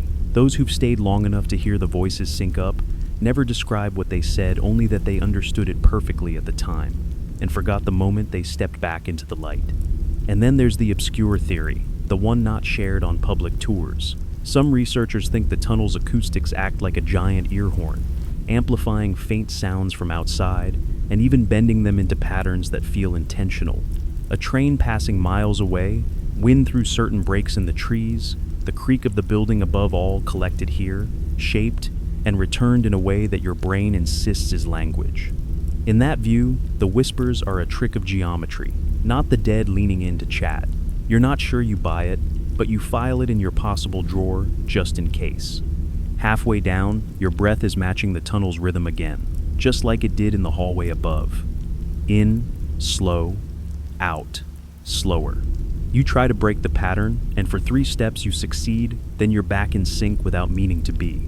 The cat glides ahead, tail low, following one of the rails like it's a path home. Joke number 1. You tell the tunnel you appreciate the guided breathing exercise, but would prefer a yoga mat next time. Joke number 2. You tell your flashlight to hum in solidarity, even though humming isn't in its job description. Joke number 3. You warn the cat that if a ghost gurney comes barreling toward you, it's carrying both of you out. The sound of wheels arrives before you can finish the joke. It's faint at first, metal on metal, somewhere ahead, but it grows sharper with each step. You angle your beam forward, nothing. The rails gleam faintly, but they're empty. The squeal rises, levels with you, then stops so abruptly it leaves a ringing silence in its wake. The cat doesn't even flinch. It just looks back at you, as if to say, well, that's your 3 wishes gone. A debate that still runs in Waverly circles is whether the gurney sounds are ever more than sound. Some insist they've felt the rush of air as one passed. Others swear they've seen its shadow slide along the wall, frame and handles outlined in perfect detail. But the moment they turn their head, the shadow is gone, replaced by the steady concrete wall. You keep moving. The walls feel closer now, though you know they're straight. The incline is more obvious underfoot, pulling you down. It's then you notice something strange. Your steps are slightly out of sync with their echoes. The sound of your boot hitting the ground lags just enough to make your skin prickle. There's a lesser-known superstition among those who've walked the death tunnel more times than they should. They say if your footsteps fall out of time with their echoes, you should stop immediately and wait for the sound to catch up. If you don't, the space between the sound and your next step gets filled by someone else's pace. Not hostile, they say, just not yours. And once you've got company, it's hard to tell which direction you're walking. You stop. The echo catches up, snapping back into sync. The breath in the tunnel steadies. The cat waits ahead, tail tip twitching once, a signal to move again. A few more steps and the end comes into view, a faint square of deeper shadow that marks the exit. But before you reach it, something stirs behind you. It's a cough, dry, shallow, and exactly where your right shoulder was 3 seconds ago. You don't turn. You hold your ground in the tunnel as that dry cough lands where you just were. The sound small but precise, like a stamp on a form marked present. You don't turn because some instincts are gifts. The breath of the place moves with you again. Inhale, exhale, and you step forward. Careful, quiet, letting the slope finish its work. The square of darker dark at the far end resolves into edges, then corners, then a frame with a hinge like a joint in the hill's old arm. The cat trots ahead and waits by the exit, tail curled at the tip like a question mark that already knows the answer. The ordinary version of this final stretch says you simply walk out. The chute opens toward the base of the hill, the rail bed long gone, replaced by weeds that whisper and a fence that never learned to be stern. People step into night air and swear it tastes different, as if the sanatorium adds a mineral to oxygen that no city can afford. The lesser-told variant insists there's a last toll. On certain nights, the tunnel won't let you leave unless you pause to listen for the cart that isn't there, or count 3 slow breaths that are. Skip the ritual and you'll find the door jammed, the latch stubborn, the slope suddenly longer than it was. Obscure theory, offered by caretakers who don't insist you believe them. The exit is a hinge in time. For a handful of breaths, you stand with one boot sole in your own hour and one in a night the hill remembers. If you're careless, you'll take the wrong step first, not dangerous, just disorienting. You'll walk into crickets that don't live here anymore, or hear a whistle from a train that hasn't run in decades and feel Honestly, late for something. Your hand finds the metal handle, cold, then warmer, as if another hand recently left. You press. The door moves without complaint, a relief so large you only understand it once it's behind you. Night opens like a held breath let go. Grass crowding the path, trees leaning in with the gossip of leaves, a strip of sky trimmed with cloud. You register the sound first, no building hum, no careful echo math, just the steady scrape of cricket fiddles and one bold owl rehearsing vowels. Joke number 1, you tell the owl you're not taking notes tonight. Joke number 2, you inform the hill that, if it wanted tip money, it should have installed a gift shop. Joke number 3, you tell the cat you'll buy it a commemorative badge that reads Senior Docent, after hours. The cat accepts this with a blink and sits like it's already posing for its staff portrait. The common explanation for what happens next is anticlimax.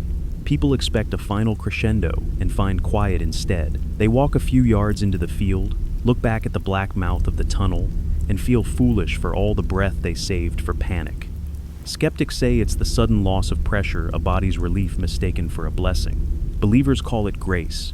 You just stand still and listen to the way your pulse drifts back to its house shoes. But the hill does one more trick. The slope behind you exhales a long, slow push of cool air that slides past your ankles like a cat choosing not to be petted. It carries with it a faint library of everything you've walked through. Dust, old soap, the penny tang of iron, the barest medicinal ghost of formaldehyde. It's not a warning, it's a signature. The building writes its name on your skin and then lets the night rewrite it with dew. There's an unresolved debate that always follows people to their cars. Are you done when you step outside, or does the place walk with you for a time? Some say the road back to the gate takes longer than it should, your footsteps beating time to a rhythm you didn't bring. Others insist the hill gives back the minutes you spent in the maze, returning you to your life with interest. Arguments bloom and fade. What no one wants to say aloud, a few feel seen out here in the grass, as if the windows above turn their black panes outward and watch like patient eyes. Remember the windows that leaned? The rooftop where the stars went missing? The shadow that learned your two-finger wave? They hang in you now like small bells with their clappers tied. If you were the sort to check your phone, you'd find the pictures a shade darker than you remember taking them, and maybe one more shot than you pressed for. You don't check.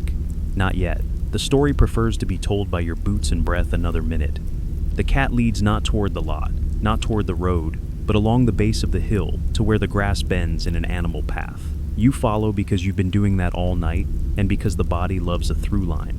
The sanatorium side rises at your left, brick ribs and emptied windows. In one of them, a pale oblong winks into being the way a page catches light when a reader turns it present and gone in a blink.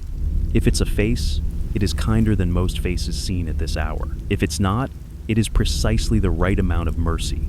Halfway to the gate, you catch a small sound behind you. A single, delicate rattle. The exact voice of a door deciding whether to join a breeze. The hill has long arms. You resist the urge to answer with a knock. That's for inside.